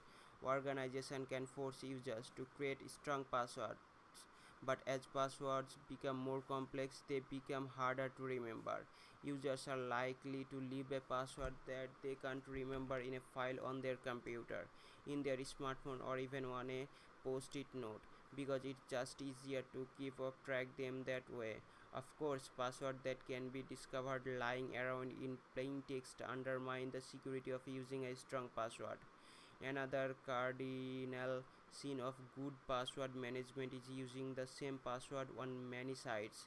In a worst case scenario, the CEO's weak password for a compromised web forum might just be the very same one for his or her corporate access to financial documents. Password reuse is something to bear in mind while performing password attacks. You may find the same password work on multiple systems and sites. Password management presents a difficult problem for IT staff and will likely continue to be a fruitful avenue for attacks unless or until password-based authentication is phased out entirely in favor of another model. One-line password attacks. Just as we used automated scans to find vulnerabilities, we can use scripts to automatically attempt to log into services and find valid credentials. We will use tools designed for automating online password attacks or guessing password until the server responds with a successful login. These tools use a technique called Brute forcing. Tools that use brute forcing try every possible username and password combination, and given enough time, they will find valid credentials. The trouble with brute forcing is that as stronger passwords are used, the time it takes to brute force them moves from hours to years and even beyond your natural lifetime. We can probably find working credentials more easily by feeding educated guesses about the correct passwords into an automated login tool. Dictionary words are easy to remember, so despite the security warnings, many users incorporate them into passwords. Slightly more security conscious users might put some numbers at the end of their password or maybe even an exclamation point. Word list. Before you can use a tool to guess passwords, you need a list of credentials to try. If you don't know the name of the user account you want to crack, or you just want to crack as many accounts as possible, you can provide a username list for the password guessing tool to iterate through. User list. When creating a user list, first try to determine the client's username scheme. For instance, if you are trying to break into employee email accounts, figure out the pattern the email addresses follow. Are they first name dot last name, just a first name or last name? Else, you can look for good username candidates on list of common first or last names. Of course, the guesses will be even more likely to succeed if you can find the names of your target actual employees. If a company uses a first initial followed by a last name for the username scheme and they have an employee named John Smith, J. Smith is likely a valid username. Once you have created your list, save the sample usernames in a text file in Kali Linux. Like our username list, this password list is just a very short example and one that hopefully wouldn't find the correct passwords for too many accounts in the real world. On a real engagement, you should use a much longer word list. There are many good password lists available on the internet. Good places to look for word lists include http://packetstormsecurity.com/cracker/wordlist. A few password lists are also built into Kali Linux. This is a compressed word list. If you unzip the file with the gunzip Linux utility, you will have about 140 MB of possible passwords, which should give you a pretty good start. Also, some of the password cracking tools in Kali come with sample word list. For example, the John the Ripper tool. For better results, customize your word list for a particular target by including additional word. You can make educated guesses based on information you gather about employees online. Information about spouses, children, pets, and hobbies may put you on the right track. Guessing usernames and passwords with Hydra. If you have a set of credentials that you would like to try against a running service that requires a login, you can input them manually one by one or use a tool to automate the process. Hydra is an online password guessing tool that can be used to test usernames and passwords for running services. Following the traditional of naming security tools after the victims or Hercules levers, Hydra is named for the mythical Greek serpent with many heads. Use Hydra to guess usernames and passwords by running through our username and password files to search for valid POP3 credentials on our Windows XP target. This command uses the L flag to specify the username file, the P for the password list file, and specifies the protocol POP3. Hydra finds that user Georgia's password is password at shame on Georgia for using such an insecure password. Sometimes you will know that a specific username exists on a server and you just need a valid password to go with it. For example, we use the SMTP VRFY verb to find valid usernames on the SL mail server on the Windows XP target. As you can see in listing 9 to 6, we can use the a I flag instead of yell to specify one particular username. Specify the POP3 protocol and provide the username and password when prompt. Hydra can perform online password guessing against a range of services. For example, here we use the credential we found with Hydra to log in with Netcat. One way to avoid having your login attempts to noticed is to try to guess a password before trying to log in, as you will learn later. Hello everyone, welcome to my lecture. Types of cells. In the list of compatible payloads, a range of options including command cells, meterpreter, a speech API, or execution of a single Windows command. Meterpreter or otherwise cells fall into two categories: bind and reverse. Bind cells. A bind cell instructs the target machine to open a command cell and listen on a local port. The attack machine then connects to the target machine on the listening port. However, with the advent of firewalls, the effectiveness of bind cells has fallen because any correctly configured firewall will block traffic to some random port like 4444. Reverse cell. A reverse cell, on the other hand, actively pushes a connection back to the attack machine rather than waiting for an incoming connection. In this case, on our attack machine, we open a local port and listen for a connection from our target, because this reverse connection is more likely to make it through a firewall. Setting a payload manual. Let's select a Windows reverse cell for our payload. Set a payload the same way you set the rhost option. Because this is a reverse cell, we need to tell the target where to send the cell. Specifically, we need to give it to the IP address of the attack machine and the port we will listen on. Running show options again. MSFCLI. Now for another way to interact with Metasploit, the command line interface MSFCLI. MSFCLI is particularly useful when using Metasploit inside scripts and for testing Metasploit modules that you are developing, because it lets you run a module with a quick one-line command. Getting help. To run MSFCLI, first exit MSF console by entering exit, or just open another Linux console. MSFCLI is in our path, so we can call it from anywhere.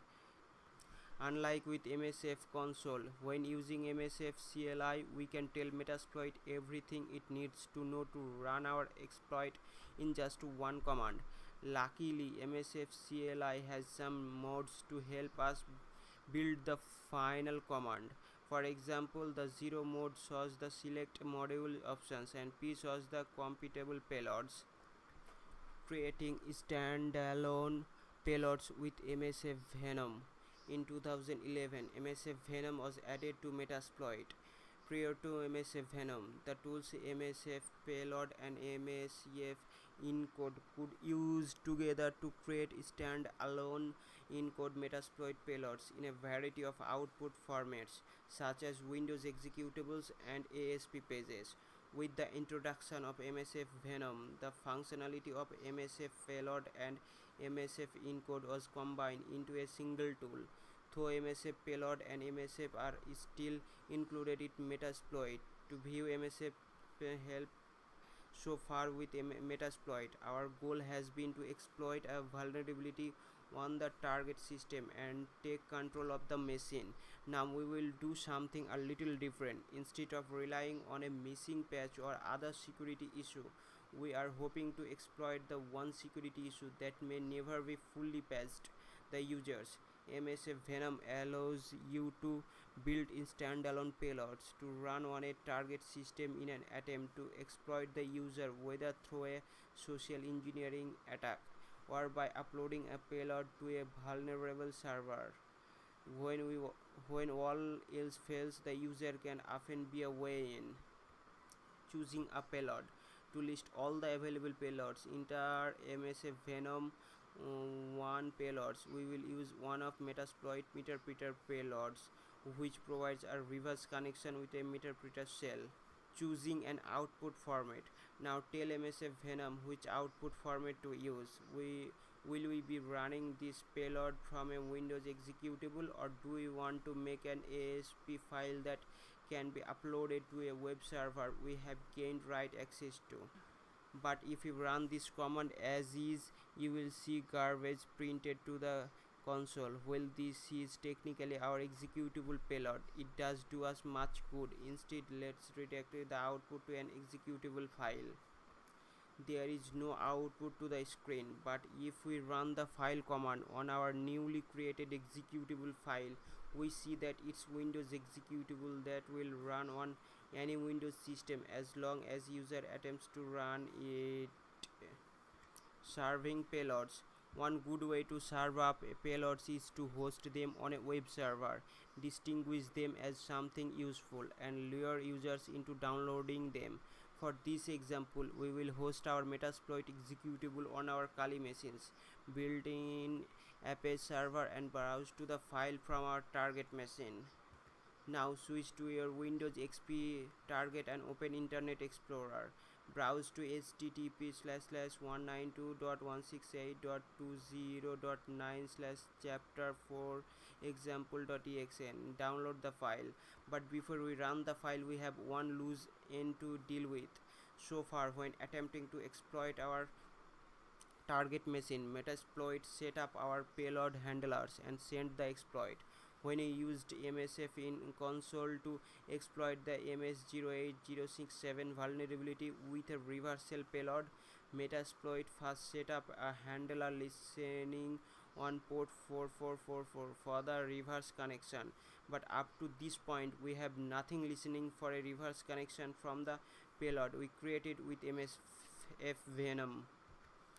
Using an auxiliary module, Metasploit was first conceived as an exploitation framework, and it continues to be a top contender in the world of exploitation. But in the ensuing years, its functionality has grown in about as many directions as there are creative minds working on it. I sometimes quip that Metasploit can do everything except my laundry, and I am currently working on a module for that. Dirty socks aside, in addition to exploitation, Metasploit has modules to aid in every phase of pen testing. Some modules that are not used for exploitation are known as auxiliary modules. They include things like vulnerability scanners, fuzzers, and even denial of services modules. A good rule of thumb to remember is that exploit modules use a payload and auxiliary modules do not. For example, when we first used the Windows/SMB/MS08067 NetPy exploit module earlier in this lecture, one of the options was SMB pipe. The default value for that option was browser. The options for this module are a bit different from what we have seen so far. Instead of rhost, we have rhosts, which allows us to specify more than one remote host to run the module against. Auxiliaries can be run against multiple hosts, whereas exploits can exploit only one system at a time. We also see options for SMB user, SMB pass, and SMB domain. Because our Windows XP target is not part of any domain, we can leave the SMB domain at the default value. Workgroup, we can leave the SMB user and SMB pass values blank. And the threads option also allows us to control the speed of Metasploit by having our module run in multiple threads. We are scanning only one system in this case, so the default value of one thread will work fine. The module audits the listening SMB pipes on our Windows XP target. As it turns out, the browser pipe is the only available pipe. Because this pipe is listening, this is the correct value for the SMB pipe option in the Windows/SMB/MS08067 NetPy exploit module we used earlier in this lecture. Hello everyone, welcome to my lecture. The first step of the hacking process is gathering information on a target. Information gathering, also known as footprinting, is the process of gathering all available information about an organization. In the age of the internet, information is available in bits and pieces from many different sources. Seemingly insignificant bites of information can be enlightening when pieced together, which is the purpose of the information gathering. Footprint can be effected in identifying high value targets, which is what hackers will be looking for to focus their efforts. A hacker uses information gathering techniques to determine organization high value targets where the most valuable information resides. Not only does information gathering help identify where the information is located, but it also helps determine the best way to gain access to the targets. This information can then be used to identify and eventually hack target systems. Many people jump right into running hacking tools, but information gathering is critical in minimizing the chance of detection and assessing where to spend the most time and effort. Social engineering can also be used to obtain more information about an organization, which can ultimately lead to an attack. Social engineering as an information gathering tool is highly effective at exploiting the most vulnerable asset in an organization. The people, human interaction, and the willingness to give our information make people an excellent source of information. Good social engineering techniques can speed up the hacking process and in most cases will yield information much more easily. Reconnaissance. The term reconnaissance comes from the military and means to actively seek an enemy's intentions by collecting and gathering information about an enemy's composition and capabilities via direct observation, usually by scouts or military intelligence personnel trained in surveillance. In the world of ethical hacking, reconnaissance applies to the process of information gathering. Reconnaissance is a catch-all term for watching the hacking target and gathering information about how, when, and where they do things. By identifying patterns of behavior of people or systems, an enemy could find and exploit a loophole, using reconnaissance to gain physical access.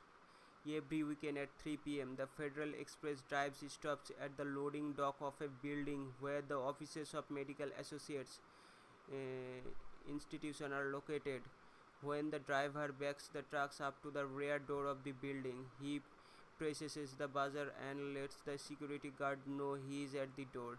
Because the building's security personnel recognize the driver as he comes to the door every day around the same time for pickup and drop off, they remotely unlock the door and allow the driver to enter. A hacker is watching this process from a car in the parking lot and takes notes of the procedure to gain physical entry into the building. The next day, the hacker carries a large cardboard box toward the door just as the Federal Express driver has been given entry to the building. The driver naturally holds the door for the hacker because he is carrying what appears to be a heavy large box. They exchange pleasantries and the hacker heads for the elevator up to the medical associates offices. The hacker leaves the box in the hallway of the building as he heads to his target office. Once he reaches the front desk of medical associate office, he asks to speak with the office manager whose name he previously looked up on the company website. The receptionist leaves her desk to go get the office manager, and the hacker reaches over the desk and plugs a USB drive containing hacking tools into the back of her computer. Because the computer is not locked with a password, he double clicks on the USB drive icon and it's silently installed the hacking software on the receptionist computer. He removes the USB drive and quickly exits the office suite and building undetected. This is an example of how reconnaissance and understanding the pattern of people's behavior can enable a hacker to gain physical access to a target. Understanding competitive intelligence. Competitive intelligence means information gathering about competitors, products, marketing, and technologies. Most competitive intelligence is non-intrusive to the company being investigated and is benign in nature. It's used for product comparison or as a sales and marketing tactic to better understanding how competitors are positioning their products or services. Several tools exist for the purpose of competitive intelligence gathering and can be used by hackers to gather information about a potential target. Another useful tool to perform competitive intelligence and information gathering is the EDGAR database. This is a database of all the SEC filings for public companies. Information can be gathered by reviewing the SEC filings for contact names and addresses. Footprinting Footprinting is defined as the process of creating a blueprint or map of an organization network and systems. Information gathering is also known as footprinting an organization. Footprinting begins by determining the target system, application, or physical location of the target. Once this information is known, specific information about the organization is gathered using non-intrusive methods. For example, the organization's own web page may provide a personal directory or a list of employee bios, which may prove useful if the hacker needs to use a social engineering attack to reach the objective.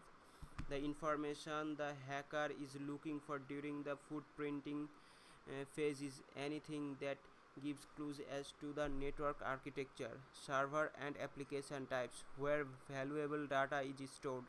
Before an attack or exploit can be launched, the operating system and version as well as application types must be uncovered so the most effective attack can be launched against the target.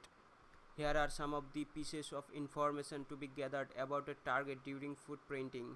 Domain name, network blocks, network services and applications, system architecture, intrusion detection system, authentication mechanisms, specific IP addresses, access control mechanisms, phone numbers, contact addresses. Once this information is compiled, it can give a hacker better insight into the organization, where valuable information is stored now and how it can be accessed. Information gathering methodology. Information gathering can be broken into several logical steps. See figure 2.1. Footprinting is performed during the first two steps of unearthing initial information and locating the network range. Footprinting tools. Footprinting can be done using hacking tools, either applications or website, which allows the hacker to locate information passively. By using these footprinting tools, a hacker can gain some basic information on our footprint, the target. By fast footprinting the target, a hacker can eliminate tools that will not work against the target system or network. For example, if a graphics design firm uses all Macintosh computers, then all hacking software that targets Windows systems can be eliminated. Footprinting not only speeds up the hacking process by eliminating certain tool sets but also minimize the chance of detection, as fewer hacking attempts can be made by using the right tool for the job. Hello everyone, welcome to my lecture. Footprinting tools. Footprinting can be done using hacking tools, either applications or websites, which allow the hacker to locate information passively. By using these footprinting tools, a hacker can gain some basic information on or footprint the target. By fast footprinting the target, a hacker can eliminate tools that will not work against the target systems or network. For example, if a graphics design firm uses all Macintosh computers, then all hacking software that targets Windows systems can be eliminated. Footprinting not only speeds up the hacking process by eliminating certain tool sets, but also minimize the chance of detection, as fewer hacking attempts can be made by using the right tool for the job.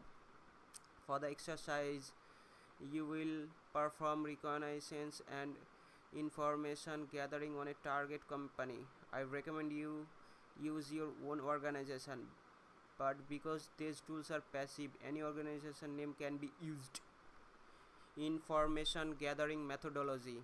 Some of the common tools used for footprinting and information gathering are as follows: domain name lookup, whiz, NSLOOKUP, SAMSPAD. Before we discuss these tools, keep in mind that open source information can also yield a wealth of information about our target, such as phone numbers and addresses. Performing whiz requests, searching domain name systems tables, and using other lookup web tools are forms of open source footprinting. Most of this information is fairly easy to get and legal to obtain. Footprinting a target. Footprinting is part of the preparatory pre-attack phase and involves accumulating data regarding a target's environment and architecture, usually for the purpose of finding ways to intrude into that environment. Footprinting can reveal system vulnerabilities and identify the ways with which they can be exploited. This is the easiest way for hackers to gather information about computer systems and the companies they belong to. The purpose of this preparatory phase is to learn as much as you can about a system, its remote access capabilities, its ports and services, and any specific aspects of its security. Using Google to gather information. A hacker may also do a Google search or a Yahoo. People search to locate information about employees or the organization itself. The Google search engine can be used in creative ways to perform information gathering. The use of the Google search engine to retrieve information has been termed Google hacking. Understanding DNS enumeration. DNS enumeration is the process of locating all the DNS servers and their corresponding records for an organization. A company may have both internet and external DNS servers that can yield information such as usernames, computer names, and IP address of potential target systems. NSLOOKUP DNS Stuff, the American Registry for Internet Numbers, and which can all be used to gain information that can then be used to perform DNS enumeration. NSLOOKUP and DNS Stuff. One powerful tool you should be familiar with is NSLOOKUP. This tool requires DNS servers for record information. It's included in Unix, Linux, and Windows operating systems. Hacking tools such as SAMSPAD also include NSLOOKUP tools. Building on the information gathered from whiz, you can use NSLOOKUP to find additional IP addresses for servers and other hosts. Using the authoritative name server information from whiz, you can discover the IP address of the mail server. The explosion of easy-to-use tools has made hacking easy. If you know which tools to use, DNS Stuff is another of those tools. Instead of using the command line NSLOOKUP tool with its cumbersome switches to gather DNS record information, just access the website www.dnsstuff.com and you can do a DNS record search online. This search reveals all the alias records for www.ecouncil.org and the IP address of the web server. You can even discover all the names, servers, and associated IP addresses. Understanding whiz and erin lookups. Whiz evolved from the Unix operating system, but it can now be found in many operating systems as well as in hacking toolkits and on the internet. This tool identifies who has registered domain names used for email or websites. A uniform resources locator such as www.microsoft.com contains the domain name microsoft.com and a host name or alias www. The Internet Corporation for Assigned Names and Numbers requires registration of domain names to ensure that only a single company uses a specific domain name. The whiz tool requires the registration database to retrieve contact information about the individual or organization that holds a domain registration. Finding the address range of the network. Every ethical hacker needs to understand how to find the network range and subnet masks of the target systems. IP addresses are used to locate, scan, and connect to target systems. You can find IP address in internet registries such as ERIN or the Internet Assigned Numbers Authority. An ethical hacker may also need to find the geographical location of the target system or network. This task can be accomplished by tracing the route a message task as it's sent to the destination IP addresses. You can use tools like traceroute, visual route, and neotrace to identify the route to the target. Additionally, as you trace your target network, other useful information becomes available. For example, you can obtain internal IP addresses of host machines. Even the internet IP gateway of the organization may be listed. These addresses can then be used later in an attack or further scanning processes. Identifying types of DNS records. The following list database that contain DNS records types and their uses. Address maps a host name to an IP address. SOA, start of authority, identifies the DNS server responsible for the domain information. CNAME, canonical name, provides additional names or aliases for the address record. MX, mail exchange, identifies the mail server for the domain. SRV, service, identifies services such as directory services. PTR, pointer, maps IP addresses to host names. NS, name server, identifies other name servers for the domain using traceroute in footprinting. Traceroute is a packet tracking tool that is available for most operating systems. It operates by sending an internet control message protocol echo to each HOP route or gateway along the path until the destination address is reached. When ICMP messages are sent back from the router, the time to leave is decremented by 1 for each router along the path. This allows a hacker to determine how many hops a router is from the sender. Hello everyone, welcome to my lecture. Bypassing antivirus applications. Your pen testing clients will most likely be running some sort of antivirus solution. So far in this lecture, we have avoided having any of our malicious executables deleted by antivirus applications. But antivirus program avoidance is a constantly changing field. Typically, you will be more likely to avoid detection by using a memory corruption exploit and loading your payloads directly into memory. That is by never touching the disk. That said, with the attack landscape shifting to emphasize client-side and social engineering attacks, it may not always be possible to avoid writing your payloads to disk. In this lecture, we will look at a few techniques for obscuring our malware to try to avoid detection when the payload is written to the disk. Trojans. In before lecture, we created a standalone malicious executable that runs a Metasploit payload. Though we may be able to use social engineering to trick a user into downloading and running our malicious file, the lack of any functionality other than our executables payload could tip off users that something is amiss. We would be much more likely to evade detection if we could hide our payloads inside of some legitimate program that would run normally with our payload running in the background. Such a program is called a Trojan, after the legendary wooden horse that ended the Trojan War.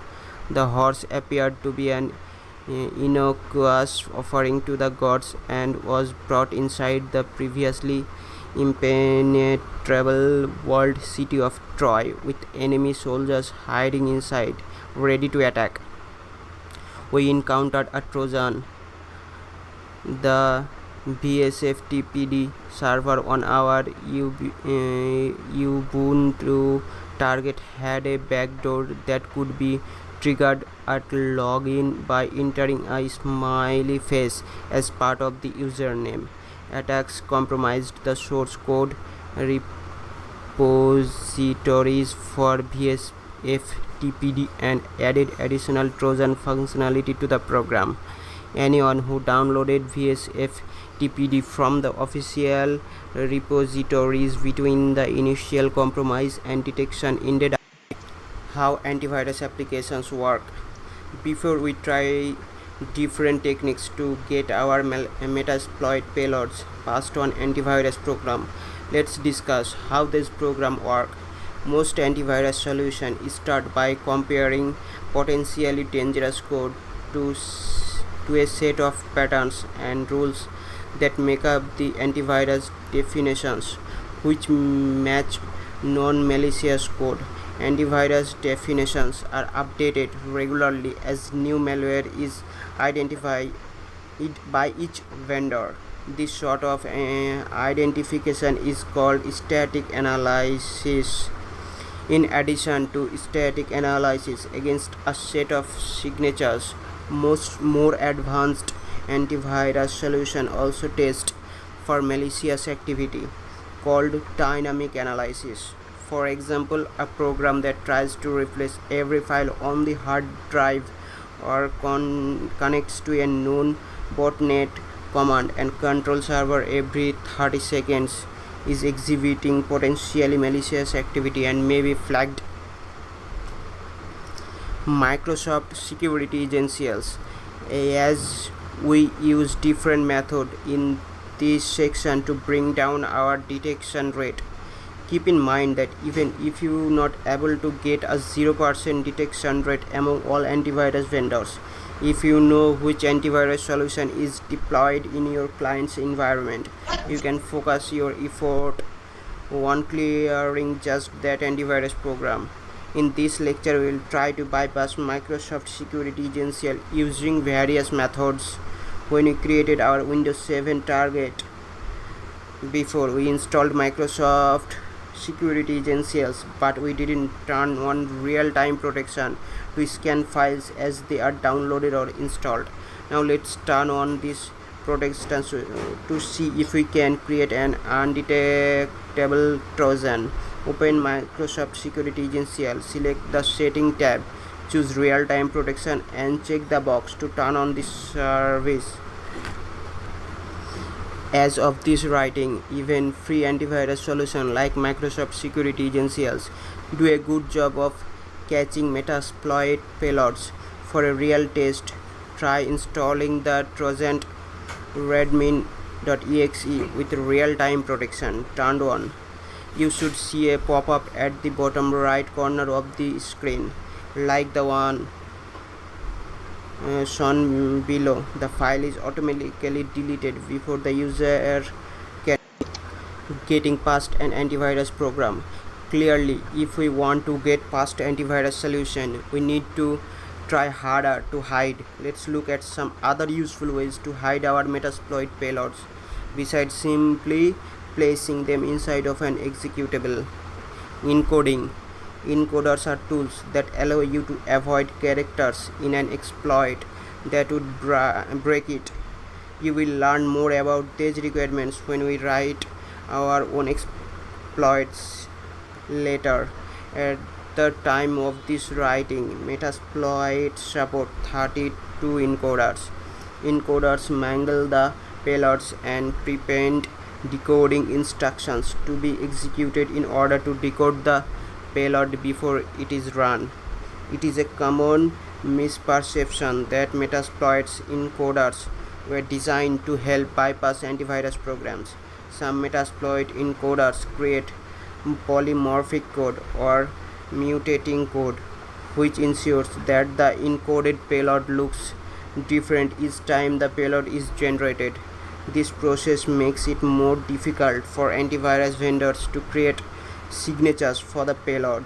But as we will see, it is not enough to bypass most antivirus solutions. The only encoder with an excellent rank is x86/Shikata Ganai. Shikata Ganai is Japanese for it can't be helped. Encoder ranking are based on the entropy level of the output. With Shikata Ganai, even the decoder stub is polymorphic. The nitty-gritty details of how this encoder works are beyond the scope of this lecture, but suffice it to say that it mangles payloads beyond easy recognition. Tell MSF VENOM to use the Shikata Ganai encoder with the E flag as shown in listing 12 to 3. Additionally, for further obfuscation, we will run our payload through the encoder multiple times, encoding the output from the previous round with the I flag and specifying the number of encoding rounds. Now upload the resulting binary to VirusTotal. As you can see in flagger 12 to 6, 35 of the tested antivirus products detected our payload. Even with the encoding, that's a higher detection rate than we found when embedding our payload inside a pre-built executable. In other words, Shikata Ganai alone doesn't do the. Hello everyone, welcome to my lecture. More of gaining access, client-side attack, part 2, custom cross-compiling.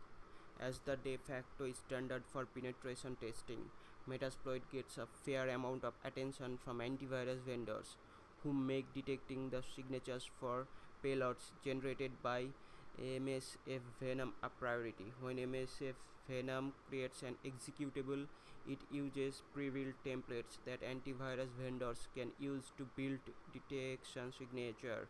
Perhaps we can improve our ability to bypass antivirus solutions by compiling an executable ourselves using raw shellcode.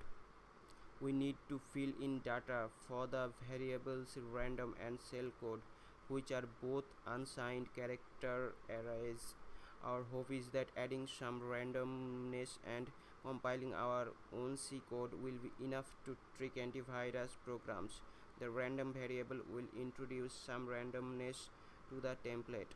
The shellcode variable will hold the raw hexadecimal bytes of the payloads we create with MSF Venom.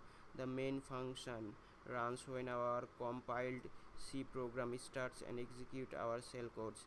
Create your payloads in MSF Venom as usual, except this time offset for the met with the A flag to C. Finally, we need to add some randomness. A good place to find randomness on a Linux system is in the dev/urandom file. This file is specifically designed as a pseudo-random number generator. It generates data using entropy in the Linux system. We still need to work a little harder to get a malicious executable onto our Windows 7 system.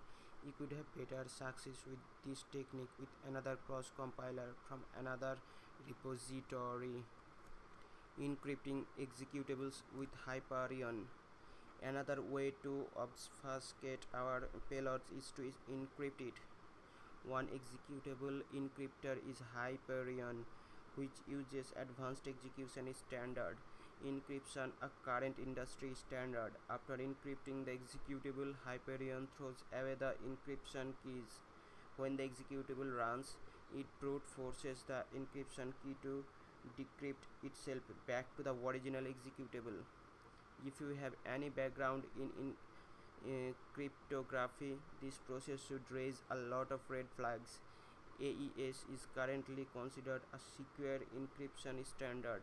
If the executable doesn't have access to the encryption key, it should not be able to brute force the key in any reasonable amount of time. certainly not fast enough for our program to run in the time windows of our pin test. What's going on?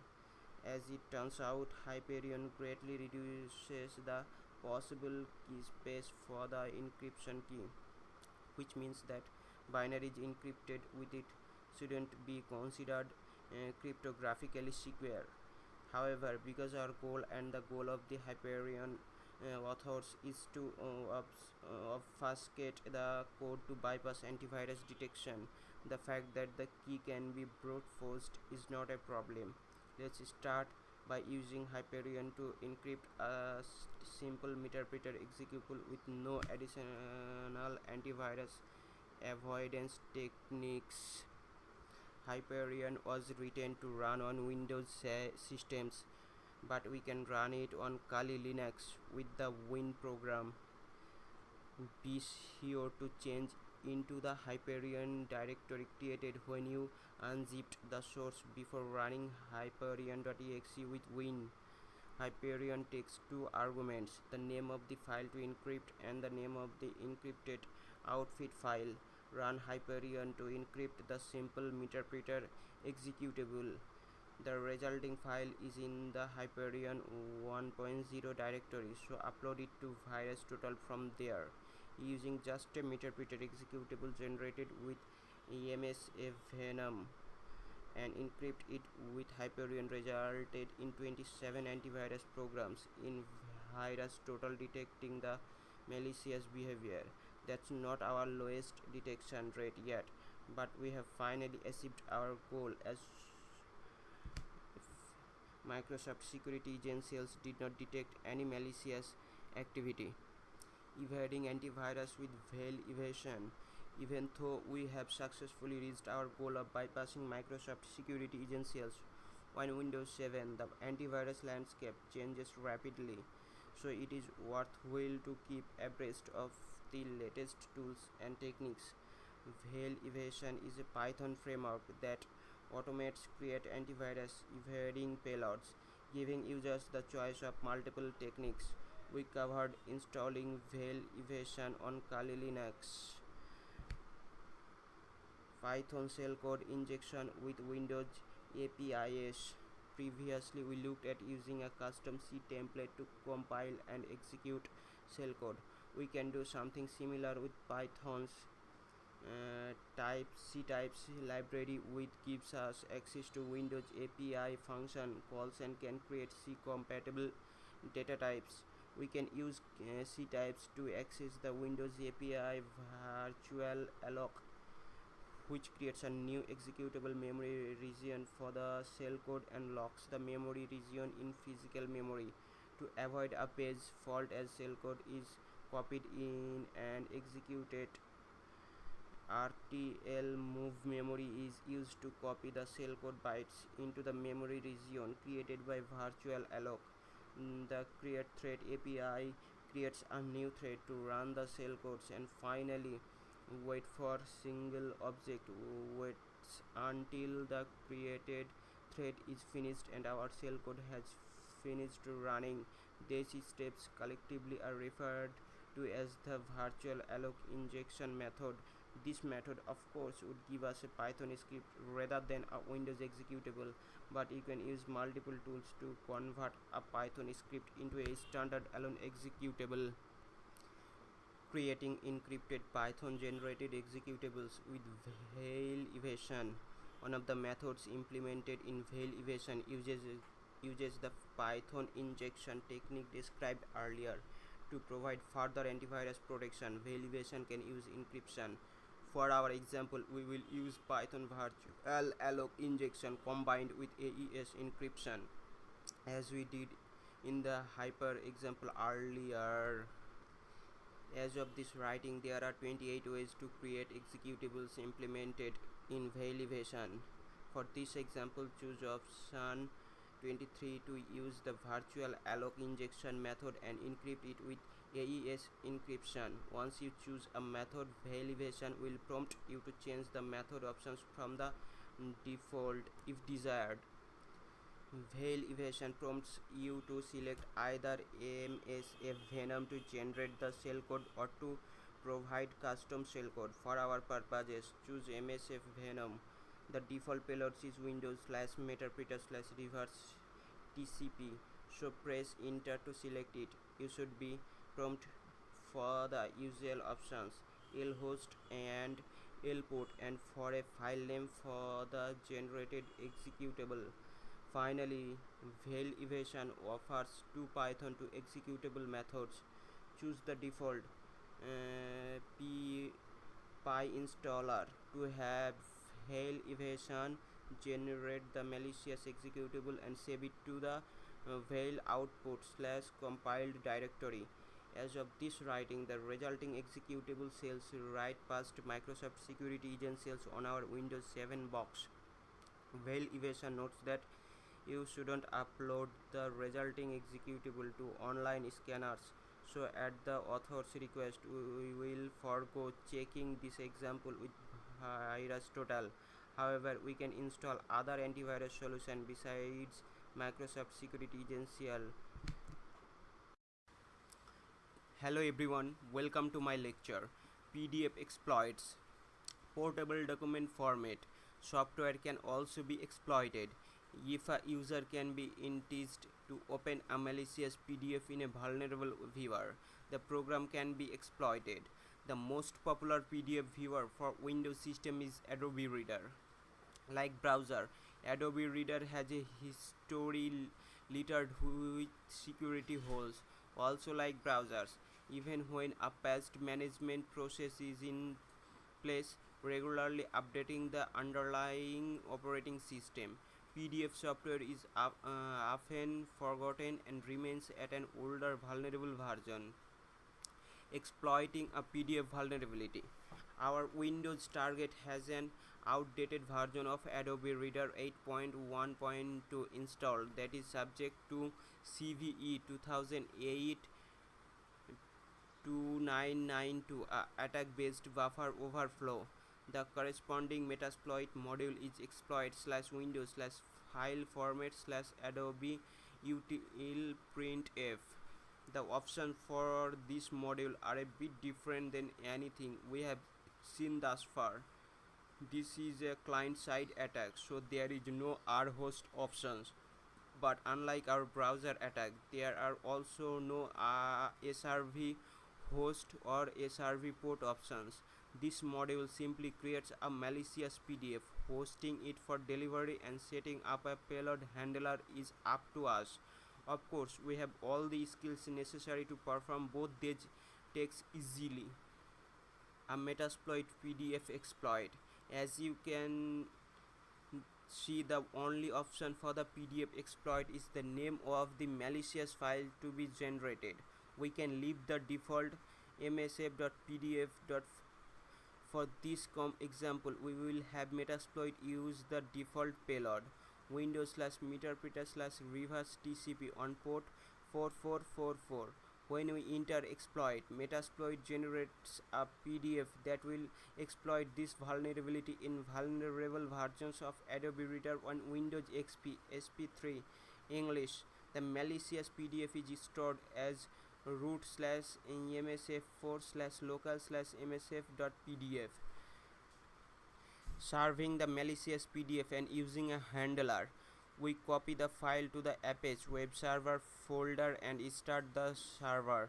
If it is not already running, we will look at ways to lure users into opening malicious files later in this lecture. But for now, we will just open the malicious PDF in Adobe Reader 8.1.2 on our Windows XP target. First, though we need to set up a handler for the payload, we can use the multi/handler module as we learned before. Be sure to kill the Aurora job if its handler is also listening on port 4444 to free up this port for multi/handler use. When we open the malicious PDF, we again receive a session. Typically, with an attack like this, we won't be targeting just one user. For best results, we might use this malicious PDF as part of a social engineering campaign. As discussed in the by sending out a few to even hundreds of malicious PDFs in an attempt to entice users to open them. The multi/handler listener we set up previously will close as soon as it sees the first connection, causing us to miss any other connections that come in from other users opening the PDF. It would be much better if we could leave our listener open to catch additional incoming connections. As it turns out, an advanced option for the multi/handler module solves this problem. The advanced option exit one session, which is set to true by default, specifies whether the listener closes after it receives a session. If we set this option to false, the listener will stay open and allow us to catch multiple sessions with a single handler. PDF embedded executable. Now for another PDF attack. This time we will embed a malicious executable inside a PDF. The corresponding Metasploit module is exploit/windows/file format/Adobe PDF embedded exe. Instead of exploiting the software as soon as the PDF is opened, the generated PDF will prompt the user for permission to run the embedded file. The success of our attack is contingent on the user allowing our executable to run. PDF embedded exe module. The module lets us specify a pre-built executable file with the xname option. If we don't set this option, we can embed an .exe file created from whatever payload we select. We can again change the file name to anything we like or leave the value as the default. To use this module, we must use an input PDF for the infilm option. The launch message option is the text that will be shown to the user as part of the prompt to run the executable. Setting module options and creating the malicious PDF. We will use a PDF included with Kali Linux for our example. The Metasploit user guide at user/share/set/readme/user-manual.pdf. The generated PDF is again stored in the root/msf4/local/directory. Be sure to set up a handler for the payload with the multi-handler module before opening the PDF on the Windows XP target. Remember, the previous exploit may have left Adobe Reader in a bad state, as you may need to restart Windows XP to get it to properly loaded the new PDF. Java exploits. Java vulnerabilities are a prevalent client-side attack vector. In fact, some experts suggested that in light of the security issues that plague Java, users should uninstall or disable the software in their browser. One thing that makes Java attacks so powerful is that one exploit can gain access to multiple platforms, Windows, Mac, and even Linux systems running the Java runtime environment. In a browser, can call be exploited by exactly the same exploit when the browser opens a malicious page. Here are some sample exploits. Java vulnerability. As exhibit number 1, we will use the Metasploit module exploit/multi/browser Java JRE17 JMX bin. Use of this module is similar to that of the Internet Explorer Aurora exploit shown earlier in this lecture. Metasploit sets up a malicious server to exploit this cross-platform vulnerability on any browser that arrives at the page. Setting up a Java exploit. Set up the options to match your environment. Set the SRV host options to the local IP addresses and change the SRV port if you would like. Set the URI path to something that will be easy to type in your target browser. Notice that because this exploit is multi-platform and the code execution takes place entirely inside the JRE, our payload options are Java based. The usual suspects are all here. from staged payloads, inline payloads, bind cells, reverse cells, meterpreter, and so on. We will use the payload java/meterpreter/reverse HTTP, which uses legitimate HTTP traffic. Hello everyone, welcome to my lecture. Exploitation. After all that preparatory work, we finally get to the fun stuff, exploitation. In the exploitation phase of the pin test, we run exploit against the vulnerabilities we have discovered to gain access to target systems. Some vulnerabilities, such as the use of default passwords, are so easy to exploit it hardly feels like exploitation at all. Others are much more complicated. In this lecture, we will look at exploiting the vulnerabilities we identified in previous lecture to gain a foothold in target machines. We will return to our friend MS08067 from previous lecture. Now that we have more background about the vulnerability, we will also exploit an issue in the SL mail POP3 server with a Metasploit module. In addition, we will piggyback on a previous compromise and bypass login on the FTP server on our Linux target. We will exploit a vulnerability in the TikiWiki install on the Linux target and a couple of default password issues on an XAMPP installed on the Windows target. We will also take advantage of a readable and writable NFS share to take control of the SSH keys and log in as a valid user without knowing the password. We will interact with a fragile web server on a non-standard port to take advantage of a directory traversal issue and download system files. For a refresher on how we discovered each of the issues we will use for exploitation, we know that the SMB server on our Windows XP target is missing the MS08067 patch. The MS08067 vulnerability has a good reputation for successful exploits, and the corresponding Metasploit module is ranked as great. We used this vulnerability as an example, but the knowledge we gained in the previous lecture give us solid evidence that this exploit will result in a compromise. When we viewed the options for the Windows SMB MS08067 and NetAPI module before, we saw the usual rhost and rport as well as SMB pipe, which allows us to set the pipe that our exploit will use. The default is the browser pipe, though we can also use srv/src.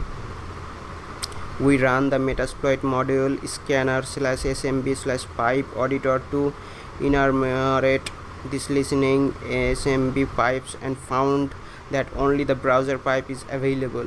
Thus, we know that the default SMB pipe option browser is the only one that will work.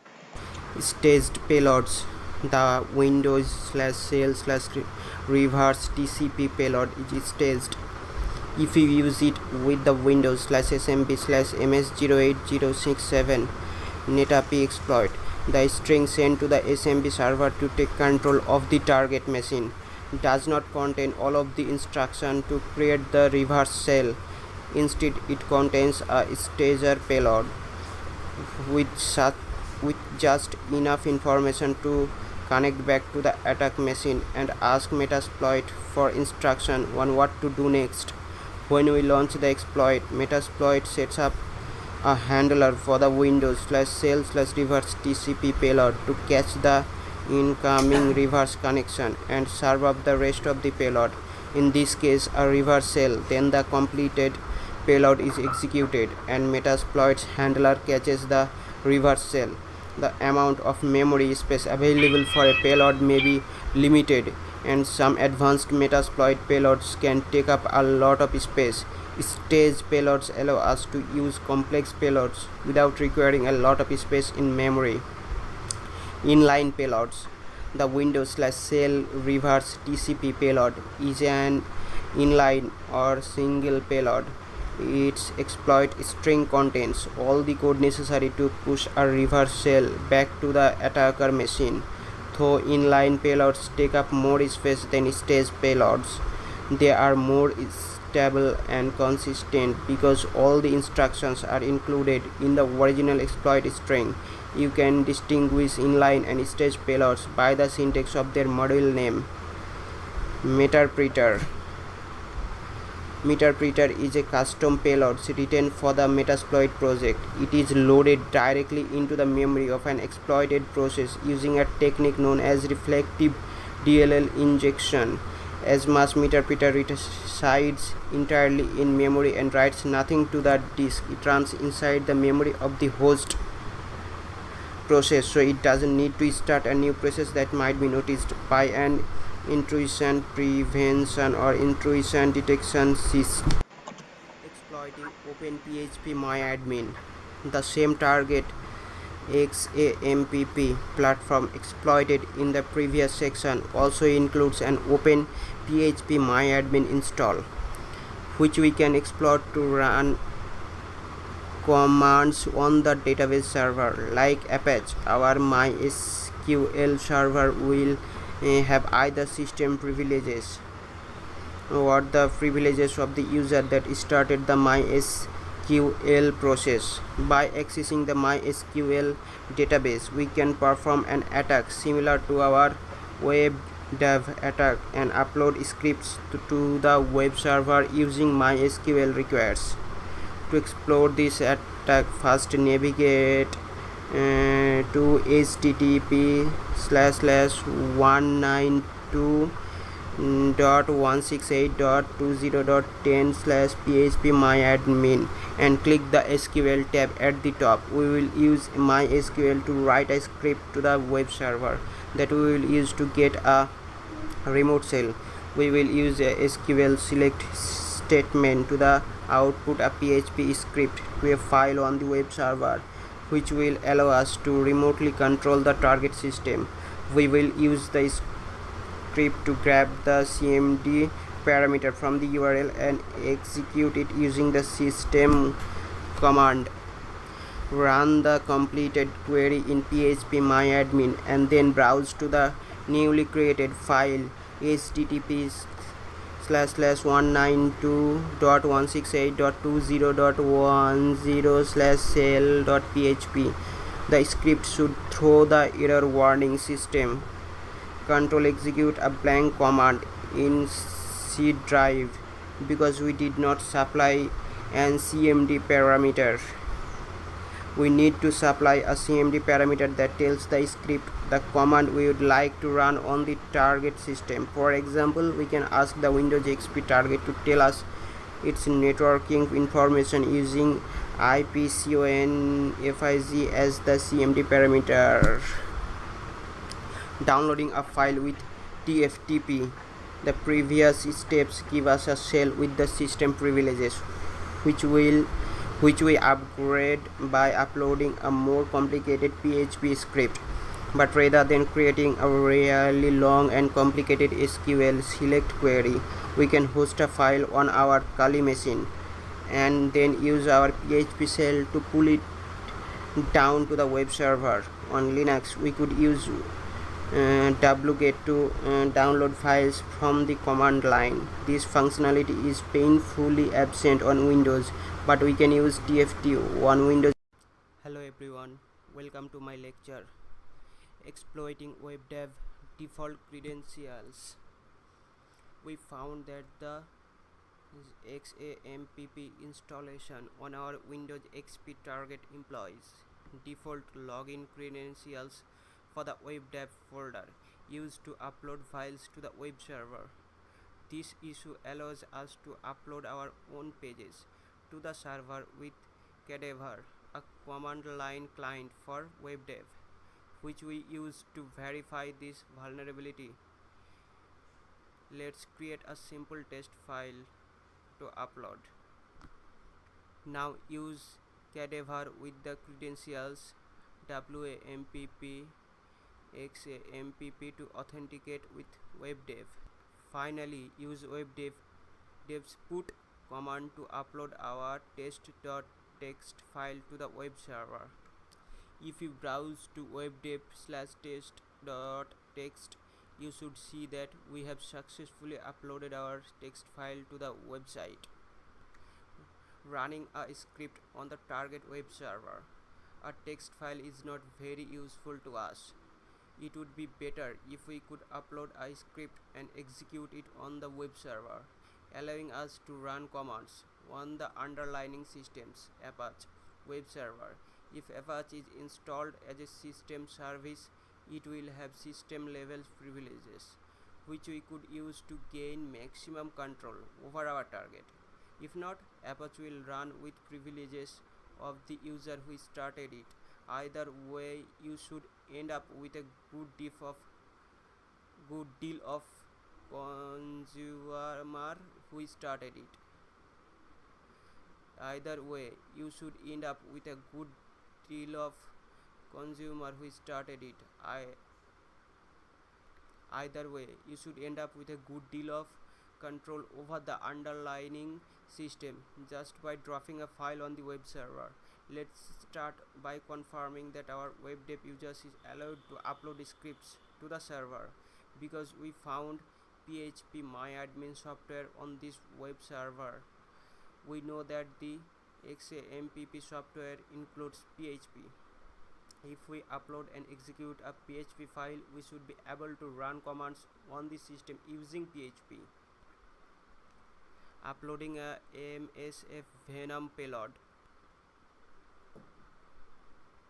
In addition to uploading any PHP scripts we have created to perform tasks on the target, we can also use MSF Venom to generate a standalone Metasploit payload to upload to the server. We used MSF Venom briefly previously, but to brush up on syntax, you can enter MSF Venom H for help. When you are ready, list all the available payloads with the number 1 option for PHP payloads. Metasploit PHP payloads. MSF Venom gives us a few options. We can download and execute a file on the system, create a shell, or even use Meterpreter. Any of these payloads will give us control of the system. But let's start php/meterpreter/reverse TCP. After we specify a payload, we can use 0 to find out which options we need to use with it. We need to set lhost to tell the payload which IP address to connect back to, and we can also change the lport option. Because this payload is already in PHP format, we can output it in the raw format with the F option after we set our options, and then pipe the raw PHP code into a file with the .php extension for posting to the server. Downloading a file with TFT. The previous steps gives us a shell with system privileges, which we upgrade by uploading a more complicated PHP script. But rather than creating a really long and complicated SQL select query, we can host a file on our Kali machine and then use our PHP shell to put it down to the web server. On Linux, we could use wget to download files from the command line. This functionality is painfully absent on Windows, but we can use TFTP on Windows XP. Let's use it to upload meterpreter.php from the previous section. TFTP is not the only way we can transfer file with non-interactive command line access. In fact, some newer Windows systems do not have TFTP enabled by default. You can also have TFT read setting from a file with the S option, or use a scripting language such as Visual Basic or PowerShell on the latest Windows operating systems. We can use the ATFTPD TFTP server to host files on our Kali system. Start ATFTPD in daemon mode, serving files from the location of your meterpreter.php script. transferring files with TFTP. Now we can browse to http dot slash slash 192.168.20.10 slash meterpreter.php to open a meterpreter shell. Be sure to restart the handler to catch the meterpreter connection before executing the script. And as you can see, though we used an attack different from uploading a file through webdev, we ended up in the same place. We have a meterpreter shell from the web server using its access to the MySQL server to upload files. This is not the only way we could exploit database access. For example, if we find a Microsoft MS SQL database instead, you may be able to use the xpcmd shell 11 function, which acts as a built-in system command shell for security reasons. It is disabled on newer versions of MS SQL, but a user with administrative privileges should be able to re-enable it, giving you shell access without having to upload anything. Downloading sensitive files. Our Jarvit server on port 3232 has a directory traversal issue that will allow us to download files from the remote system without authentication. We can download the Windows boot.ini configuration file and other files too through the browser with the following URL. We will use this ability to pull files containing password hashes, encrypted password for Windows as well as installed services. Downloading a configuration file. The default install location for XAMPP is c/XAMPP, so we can expect the directory for FileZilla FTP server to be at c./XAMPP/FileZilla FTP. A little online research on FileZilla tells us that it stores MD5 hashes of passwords in the FileZilla server.xml configuration file.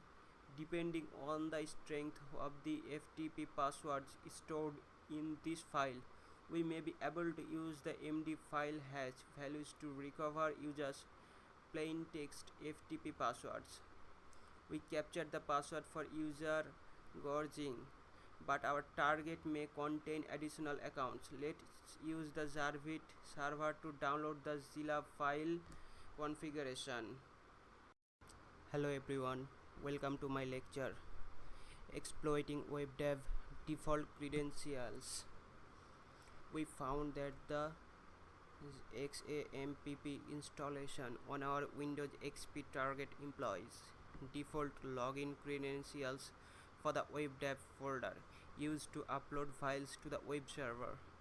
This issue allows us to upload our own pages to the server with Cadaver, a command line client for WebDev, which we use to verify this vulnerability. Let's create a simple test file to upload. Now use Cadaver with the credentials WAMPP XAMPP to authenticate with WebDev. Finally, use WebDev's put command to upload our test.txt file to the web server. If you browse to webdev/test.txt, you should see that we have successfully uploaded our text file to the website. Running a script on the target web server. A text file is not very useful to us. It would be better if we could upload a script and execute it on the web server, allowing us to run commands on the underlying system's Apache web server. If Apache is installed as a system service, it will have system level privileges, which we could use to gain maximum control over our target. If not, Apache will run with privileges of the user who started it. Either way, you should end up with a good deal of consumer who started it. Either way, you should end up with a good deal of consumer who started it. Either way, you should end up with a good deal of control over the underlying system just by dropping a file on the web server. Let's start by confirming that our web dev users is allowed to upload scripts to the server. Because we found PHP MyAdmin software on this web server, we know that the XAMPP software includes PHP. If we upload and execute a PHP file, we should be able to run commands on the system using PHP. Uploading a MSF Venom payload. In addition to uploading any PHP scripts we have created to perform tasks on the target, we can also use MSF Venom to generate a standalone Metasploit payload to upload to the server. We used MSF Venom briefly previously, but to brush up on syntax, you can enter MSF Venom H for help. When you are ready, list all the available payloads with the number 1 option for PHP payloads. Metasploit PHP payloads.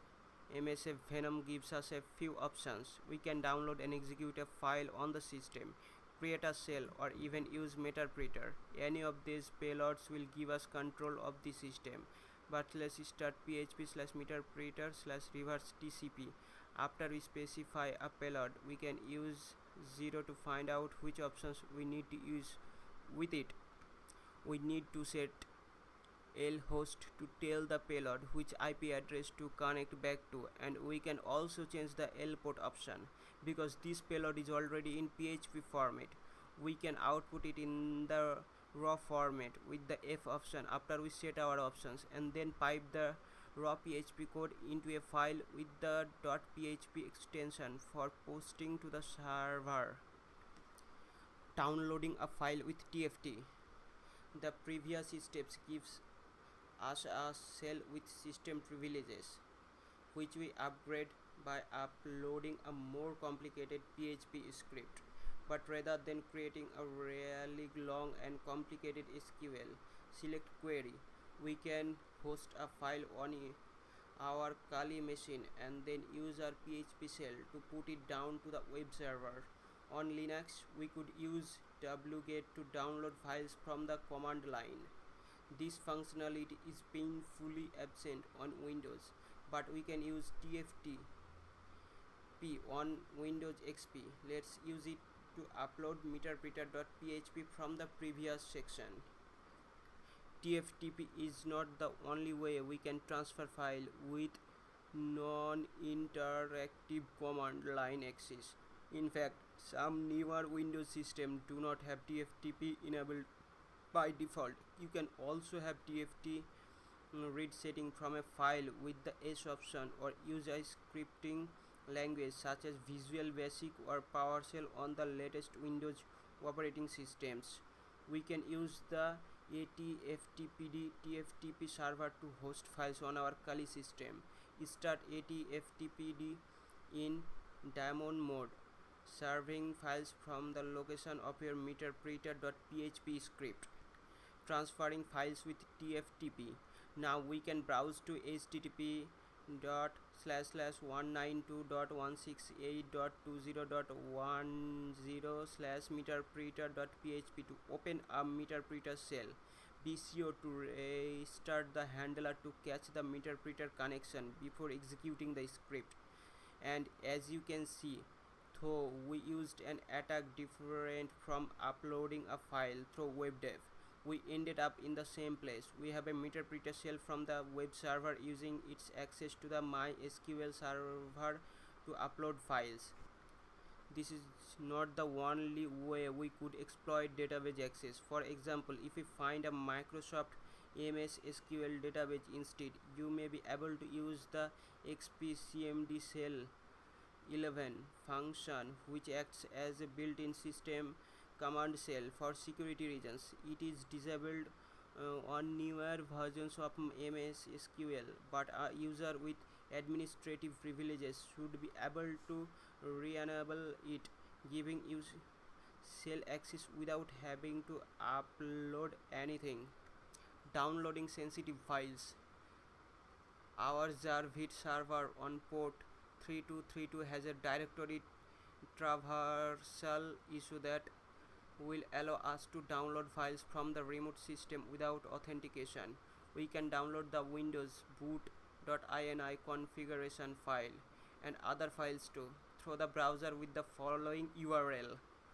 We will use this ability to pull files containing password hashes, encrypted password for Windows as well as installed services. Downloading a configuration file. The default install location for XAMPP is c/xampp, so we can expect the directory for FileZilla FTP server to be at c./xampp/FileZilla FTP. A little online research on FileZilla tells us that it stores MD5 hashes of passwords in the FileZilla server.xml configuration file. Depending on the strength of the FTP passwords stored in this file, we may be able to use the MD file hash values to recover users' plain text FTP passwords. We captured the password for user gorging, but our target may contain additional accounts. Let's use the Jarvit server to download the Zilla file configuration. Hello everyone, welcome to my lecture. Exploitation. After all that preparatory work, we finally get to the fun stuff, exploitation. In the exploitation phase of the pin test, we run exploit against the vulnerabilities we have discovered to gain access to target systems. Some vulnerabilities, such as the use of default passwords, are so easy to exploit it hardly feels like exploitation at all. Others are much more complicated. In this lecture, we will look at exploiting the vulnerabilities we identified in previous lecture to gain a foothold in target machines. We will return to our friend MS08067 from previous lecture. Now that we have more background about the vulnerability, we will also exploit an issue in the SL mail POP3 server with a Metasploit module. In addition, we will piggyback on a previous compromise and bypass login on the FTP server on our Linux target. We will exploit a vulnerability in the TikiWiki install on the Linux target and a couple of default password issues on an XAMPP installed on the Windows target. We will also take advantage of a readable and writable NFS share to take control of the SSH keys and log in as a valid user without knowing the password. We will interact with a fragile web server on a non-standard port to take advantage of a directory traversal issue and download system files. For a refresher on how we discovered each of the issues we will use for exploitation, we know that the SMB server on our Windows XP target is missing the MS08067 patch. The MS08067 vulnerability has a good reputation for successful exploits, and the corresponding Metasploit module is ranked as great. We used this vulnerability as an example, but the knowledge we gained in the previous lecture give us solid evidence that this exploit will result in a compromise. When we viewed the options for the Windows SMB MS08067 and NetAPI module before, we saw the usual rhost and rport as well as SMB pipe, which allows us to set the pipe that our exploit will use. The default is the browser pipe, though we can also use srv/src. We run the Metasploit module scanner/smb/pipe auditor to enumerate this listening SMB pipes and found that only the browser pipe is available. Thus we know that the default SMB pipe option browser is the only one that will work. Staged payloads. The Windows/shell/reverse TCP payload is staged. If you use it with the Windows/SMB/MS08067 NetAP exploit, the string sent to the SMB server to take control of the target machine does not contain all of the instruction to create the reverse shell. Instead, it contains a stager payload with just enough information to connect back to the attack machine and ask Metasploit for instruction on what to do next. When we launch the exploit, Metasploit sets up a handler for the Windows/shell/reverse TCP payload to catch the incoming reverse connection and serve up the rest of the payload. In this case, a reverse shell. Then the completed payload is executed and Metasploit's handler catches the reverse shell. The amount of memory space available for a payload may be limited, and some advanced Metasploit payloads can take up a lot of space. Staged payloads allow us to use complex payloads without requiring a lot of space in memory. Inline payloads. The Windows/shell reverse TCP payload is an inline or single payload. Its exploit string contains all the code necessary to push a reverse shell back to the attacker machine. Though inline payloads take up more space than staged payloads, they are more stable and consistent because all the instructions are included in the original exploit string. You can distinguish inline and staged payloads by the syntax of their module name. Meterpreter. Meterpreter is a custom payload written for the Metasploit project. It is loaded directly into the memory of an exploited process using a technique known as reflective DLL injection. As much Meterpreter resides entirely in memory and writes nothing to the disk. It runs inside the memory of the host process, so it doesn't need to start a new process that might be noticed by an intrusion prevention or intrusion detection system. Exploiting OpenPHP-MyAdmin. The same target XAMPP platform exploited in the previous section also includes an OpenPHP-MyAdmin install, which we can exploit to run commands on the database server. Like Apache, our MySQL server will have either system privileges or the privileges of the user that started the MySQL process. By accessing the MySQL database, we can perform an attack similar to our web dev attack and upload scripts to the web server using MySQL requires. To explore this attack, first navigate to http://192.168.20.10/phpMyAdmin and click the SQL tab at the top. We will use MySQL to write a script to the web server that we will use to get a remote shell. We will use a SQL select statement to the output a PHP script to a file on the web server, which will allow us to remotely control the target system. We will use the script to grab the CMD parameter from the URL and execute it using the system command.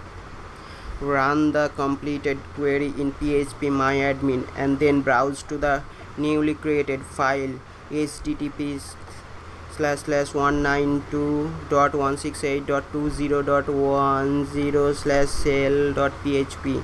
The script should throw the error warning system control execute a blank command in C drive because we did not supply an CMD parameter.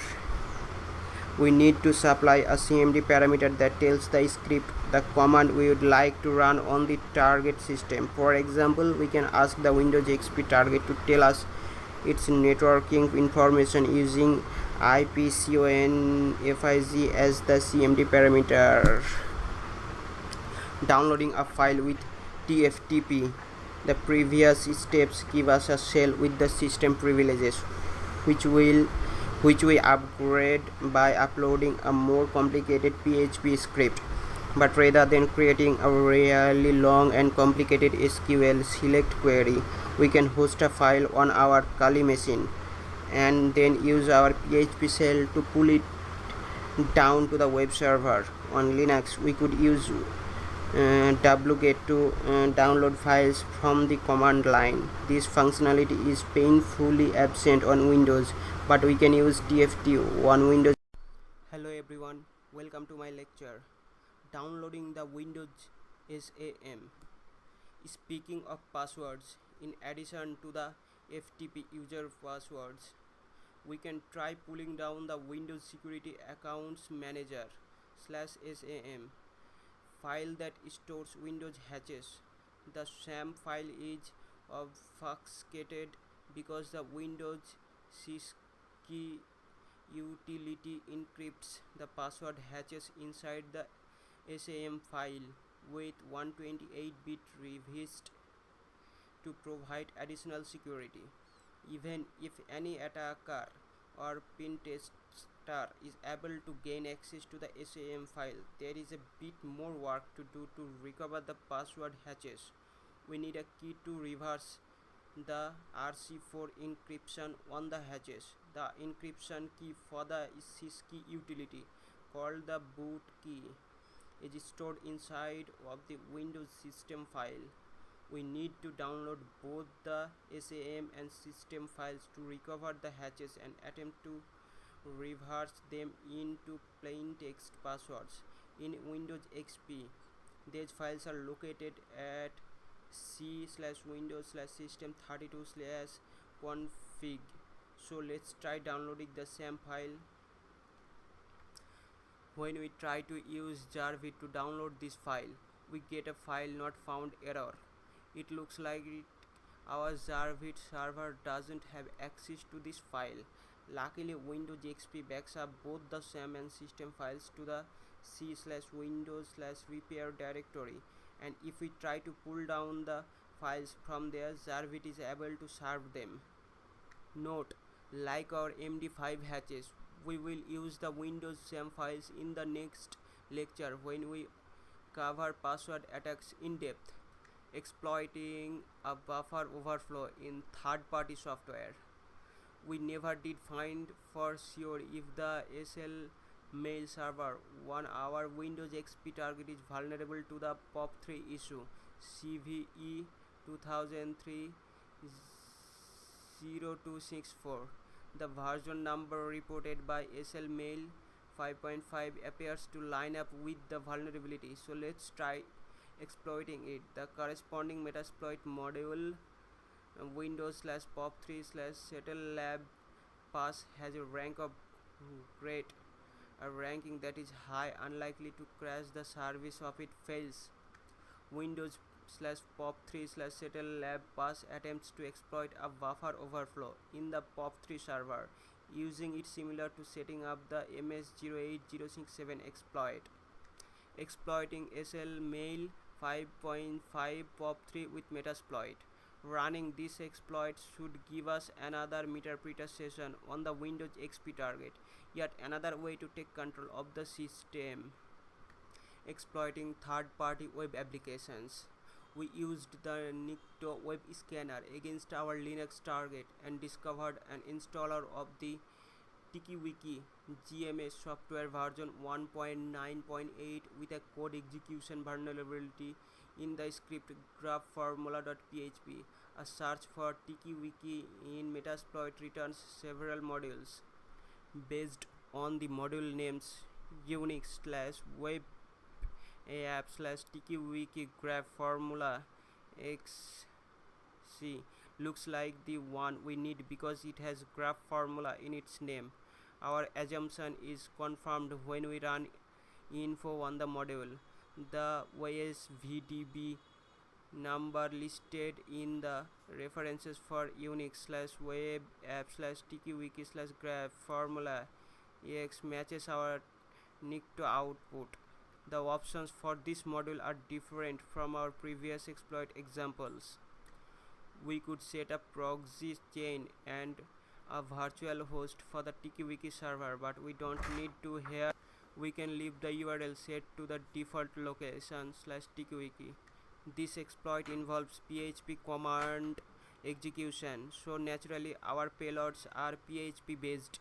Using the show payloads command reveals that we can use PHP based meterpreter as we did in our XAMPP exploit. We will also need to set our lhost options again. While exploiting the TikiWiki installer, the Metasploit module discovered the credentials for the TikiWiki database. Unfortunately, the MySQL server is not listening on the network, so these credentials cannot be used for additional compromise. Still, we should note them because they might come in handy during post-exploitation. Exploiting a compromised service. The FTP server on the Linux target service a banner for very secure FTP 2.3.4. The version replaced with a binary containing a backdoor. Because the official code was eventually restored by the authors of VSFTPD. The only way to find out if the server on our Linux target has the backdoor code is to test it. We don't need to worry about potential crashing the service if it's not vulnerable. If this server doesn't have the backdoor code, we will just get a login error when we use the smiley face. Enter any username you like and at the end use anything for the password, as well as if the backdoor is present, it will trigger without valid credentials. We notice that the login hangs after the passwords. This tells us that the FTP server is still processing our login attempts, and if we query the FTP port again, it will continue to respond. Let's use netcat to try connecting to port 6200 where the root shell down spawn if the backdoor is present. Sure enough, we have a root shell. Root privileges give us a total control of our target machine. For example, we can get the system password hatches with the command cat. Save the password hatches for the user Gorzia to a file called linuxpasswords.txt. We will attempt to turn this hash into a plain text password. Exploiting open NFS shares. At this point, we know that the Linux target has exported user Georgia's home folder using NFS, and that share is available to anyone without the need for credentials, but this might not carry much security risk if we cannot use the access to read or write sensitive files. Recall that when we scanned the NFS mount, we saw the .ssh directory. This directory could contain the user's private SSH keys as well as keys used for authenticating a user over SSH. Let's see if we can exploit this share. Start by mounting the NFS share on your Kali system. This doesn't look too promising at first glance because Georgia has no documents, pictures or videos, just some simple buffer overflow example we will use later. There doesn't appear to be any sensitive information here, but before we jump to conclusion, let's see what's in the .ssh directory. We now have access to Georgia's SSH keys. The IDRSA file is her private key and IDRSA.pub is her corresponding public key. We can read or even change these values, and we can write to the SSH file authorized keys, which handles a list of SSH public keys that are authorized to log in as the user Georgia. And because we have write privileges, we can add our own key here that will allow us to bypass password authentication when logging into the Ubuntu target as Georgia. Hello everyone, welcome to my lecture. Password attacks. Passwords are often the path of least resistance on pin testing engagements. A client with a strong security program can fix missing Windows patches, and out-of-date software, but the users themselves can't be patched. We will look at attacking users when we discuss social engineering later, but if we can correctly guess or calculate a user's password, we may be able to avoid involving the user in the attack at all. In this lecture, we will look at how to use tools to automate running services on our target and sending usernames and passwords. Additionally, we will study cracking the password hatches we gained access. Password management. Companies are waking up to the inherent risk of password-based authentication. Brute force attacks and educated guesses are both serious risks to weak password. Many organizations use biometric or two-factor authentication to mitigate this risk. Even web services such as Gmail and Dropbox offer two-factor authentication in which the user provides a password as well as a second value such as the digits on an electronic token. If two-factor authentication is not available, using a strong password is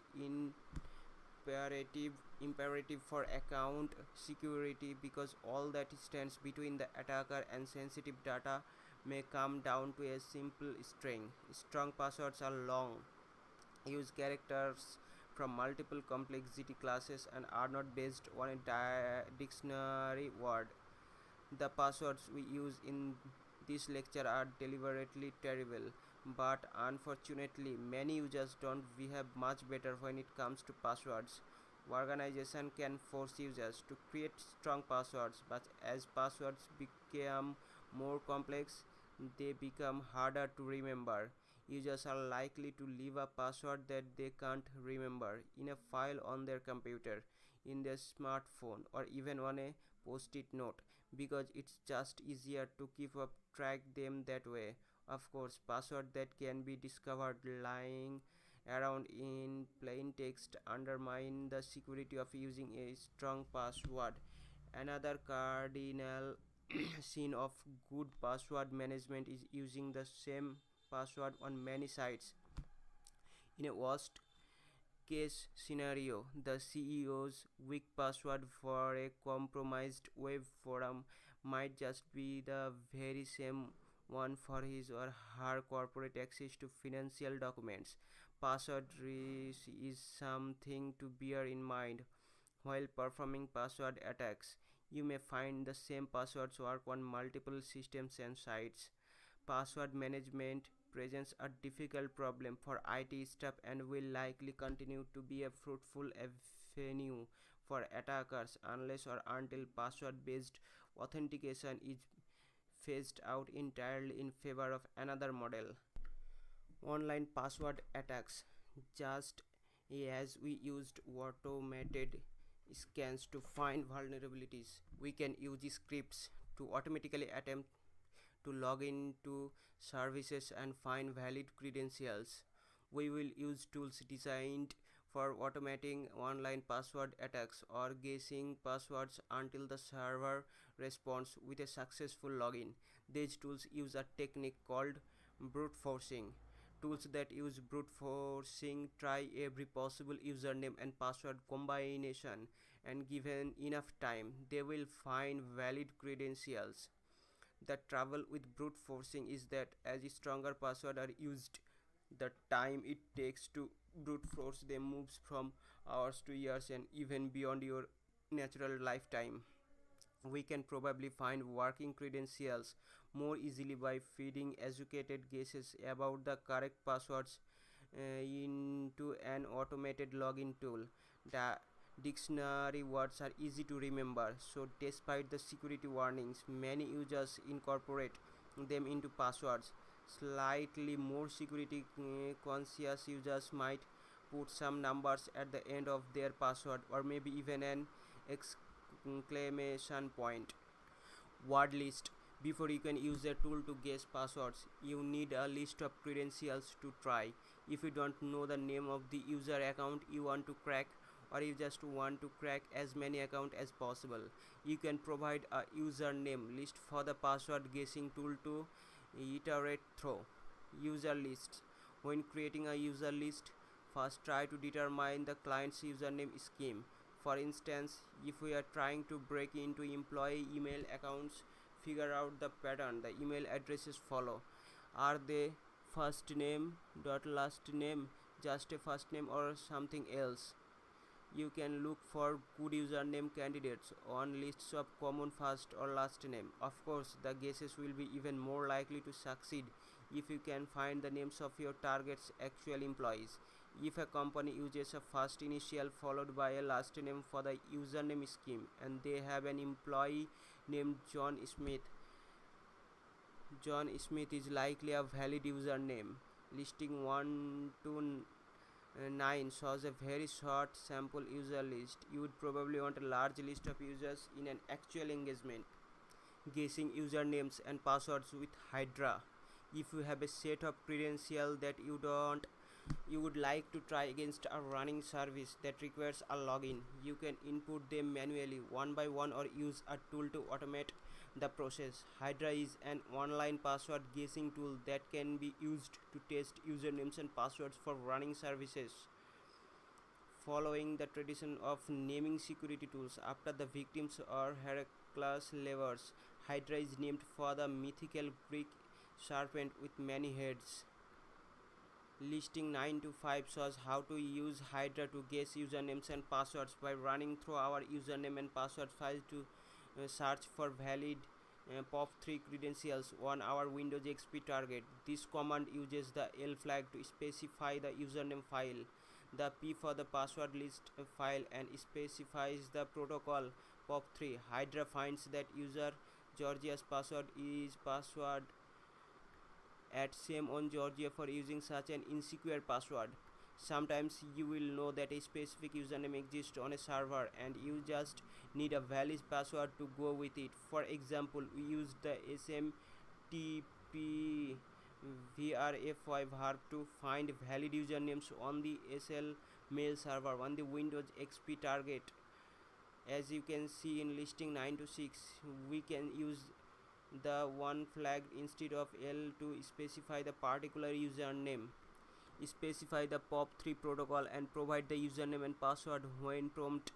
Unfortunately, there are no love letters in this particular inbox. Hydra can perform online password guessing against a range of services. For example, here we use the credentials we found with Hydra to log in with Netcat.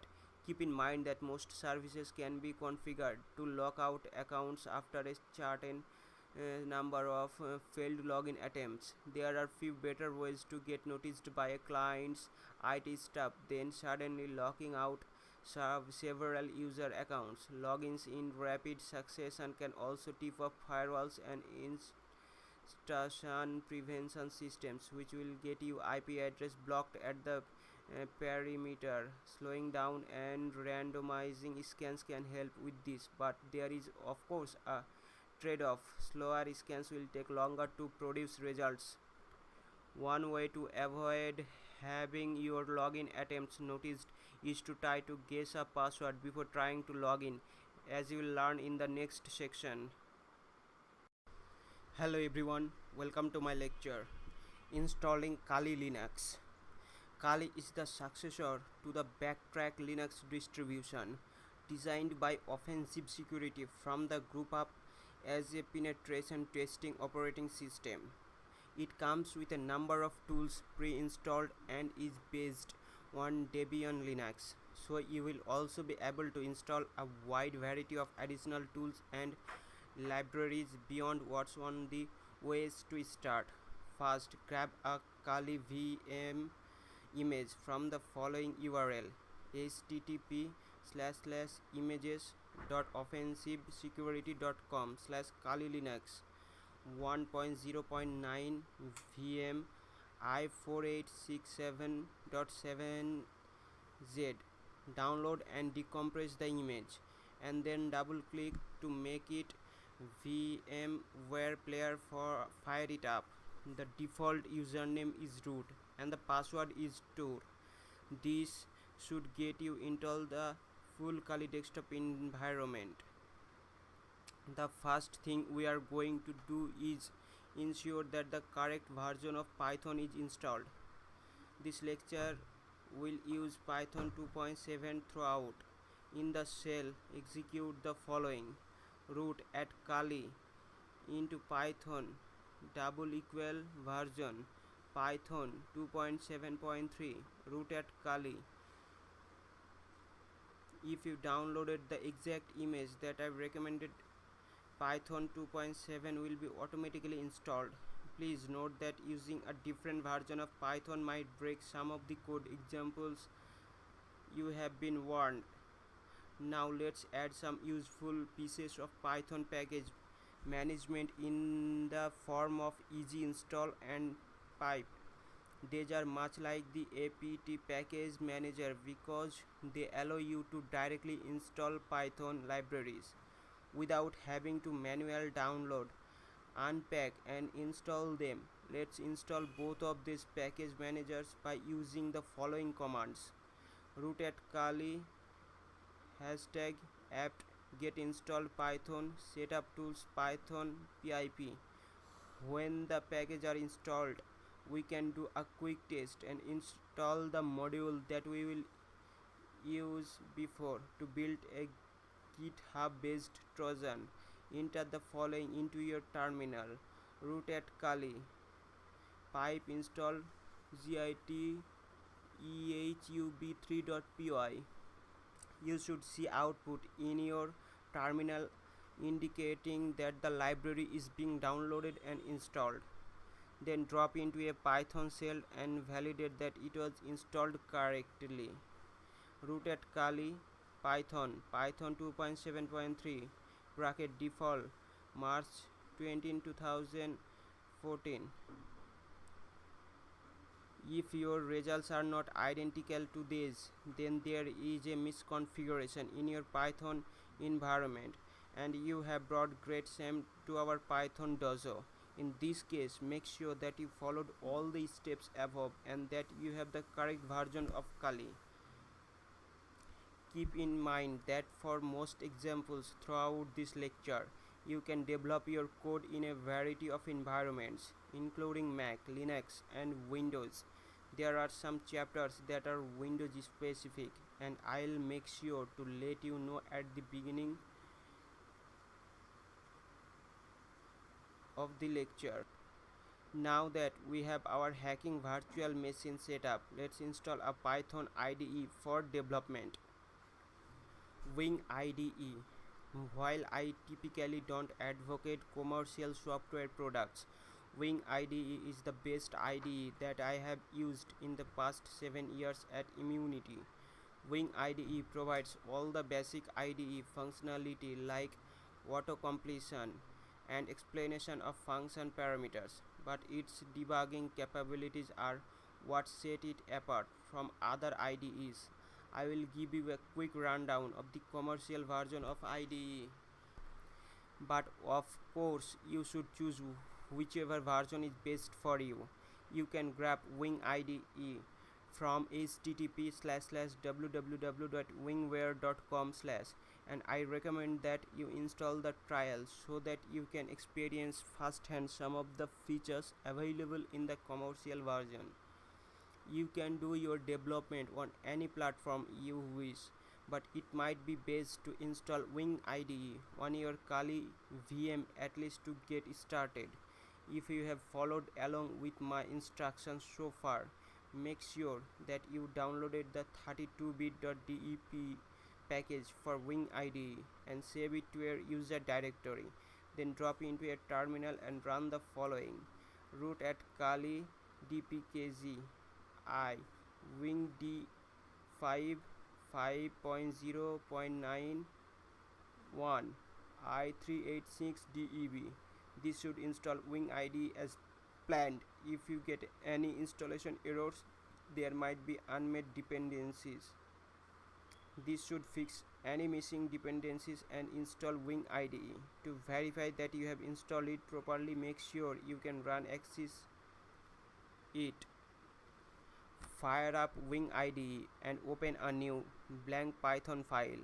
Then follow along as I give you a quick rundown some of usual useful features. For starters, your screen with your main code editing area in the top left and set of tabs on the bottom. Let's write some simple code to illustrate some of the useful functions of Wing IDE, including the debug, probe and stack data tabs. Punch the following code into the editor. Def sum bracket number 1 comma number 2. Number 1 int is equal to convert integer bracket number 1. Number 2 int is equal to convert integer bracket number 2. Result equal to number 1 int plus number 2 int. Return result. Def convert integer bracket number string converted integer equal to int bracket number string. Return converted integer. Answer equal to sum bracket comma 1 comma 2. This is a very contrived example, but it is an excellent demonstration of how to make your life easy with Wing IDE. Save it with any file name you want. Click the debug menu item and select the select current as main debug file option. Setting the current Python script for debugging. Click the debug menu item and select the select current as main debug file option as shown below. Now set a break point on the line of code that says return converted integer. You can do this by clicking in the left margin or by hitting the F9 key. You should see a little red dot appear in the margin. Now run the script by pressing F5 and execution should halt at your breakpoint. Click the stack data tab and you should see a screen like this one.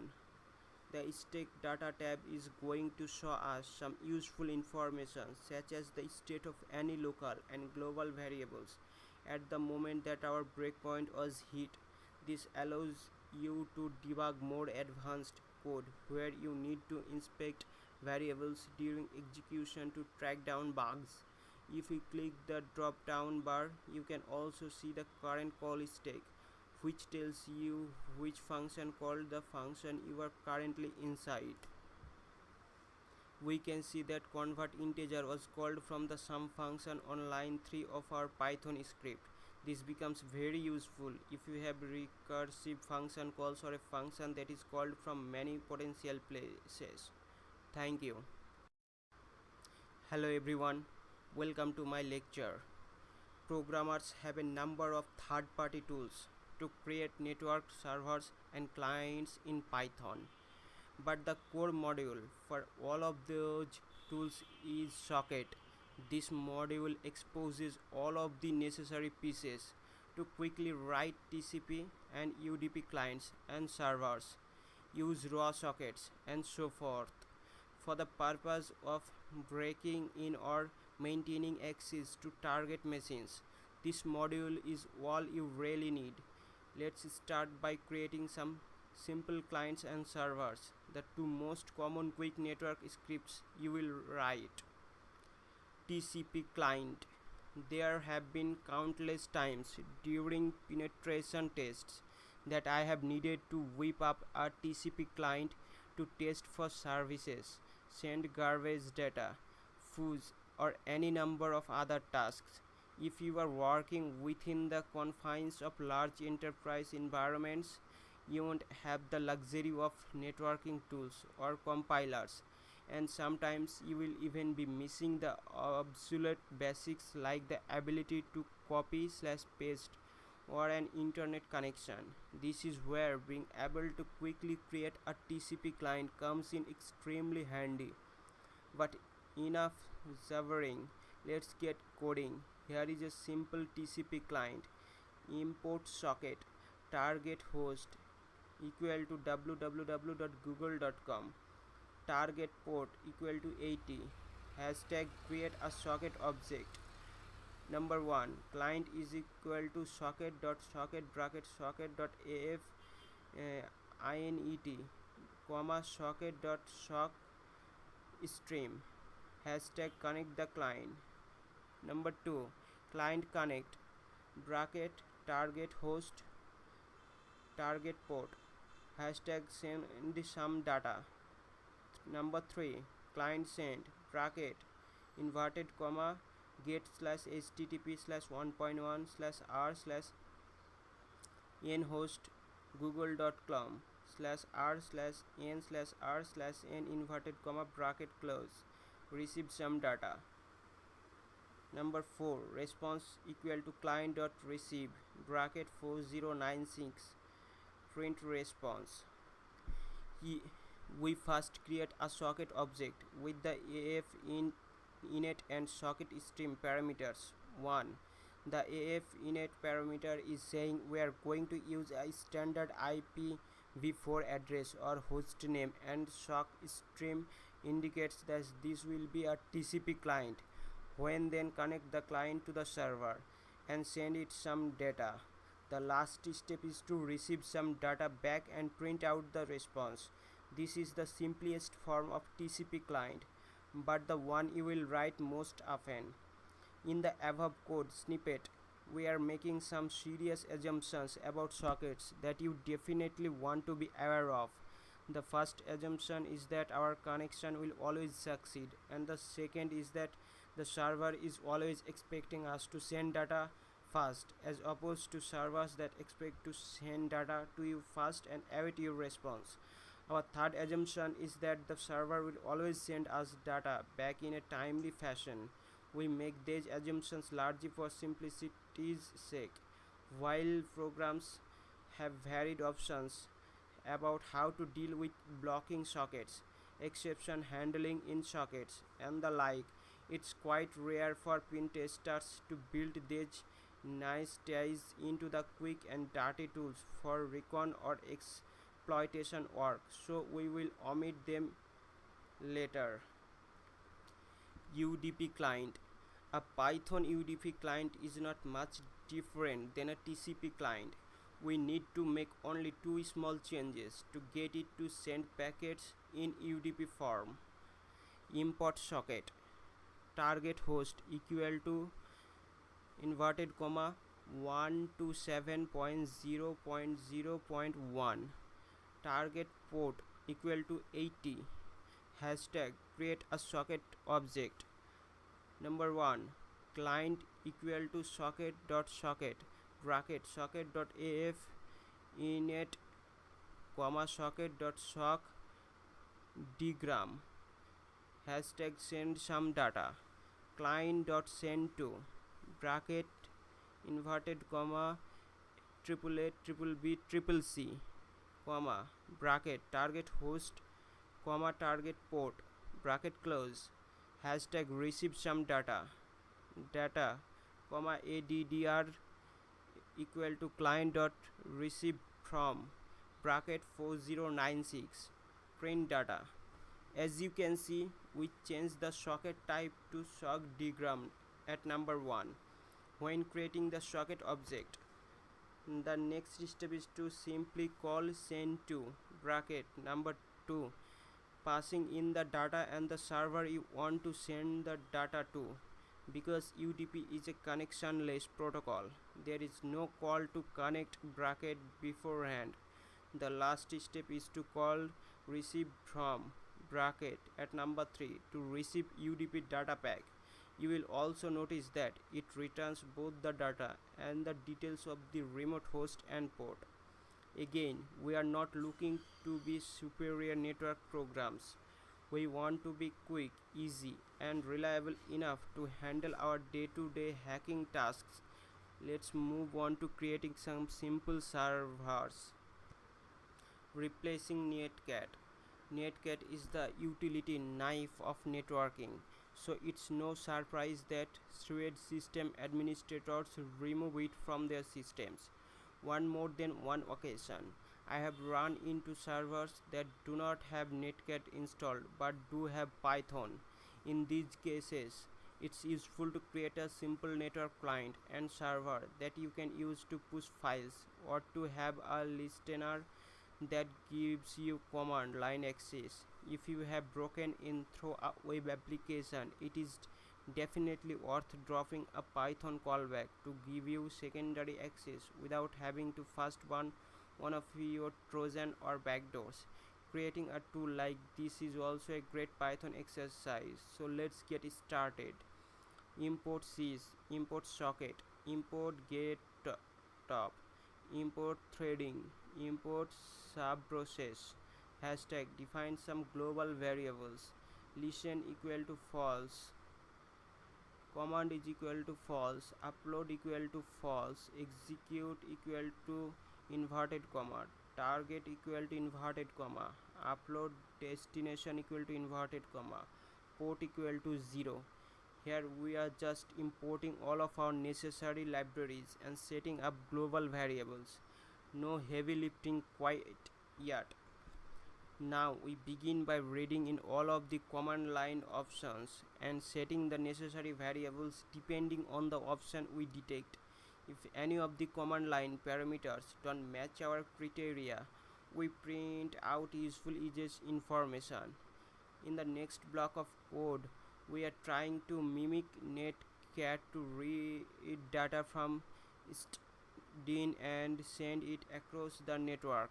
As noted, if you plan on sending data interactively, you need to send a CTRLD to bypass the STDIN read. The final piece is where we detect that we are set up a listening socket and process further commands. Upload a file, execute a command, start a command shell. Thank you.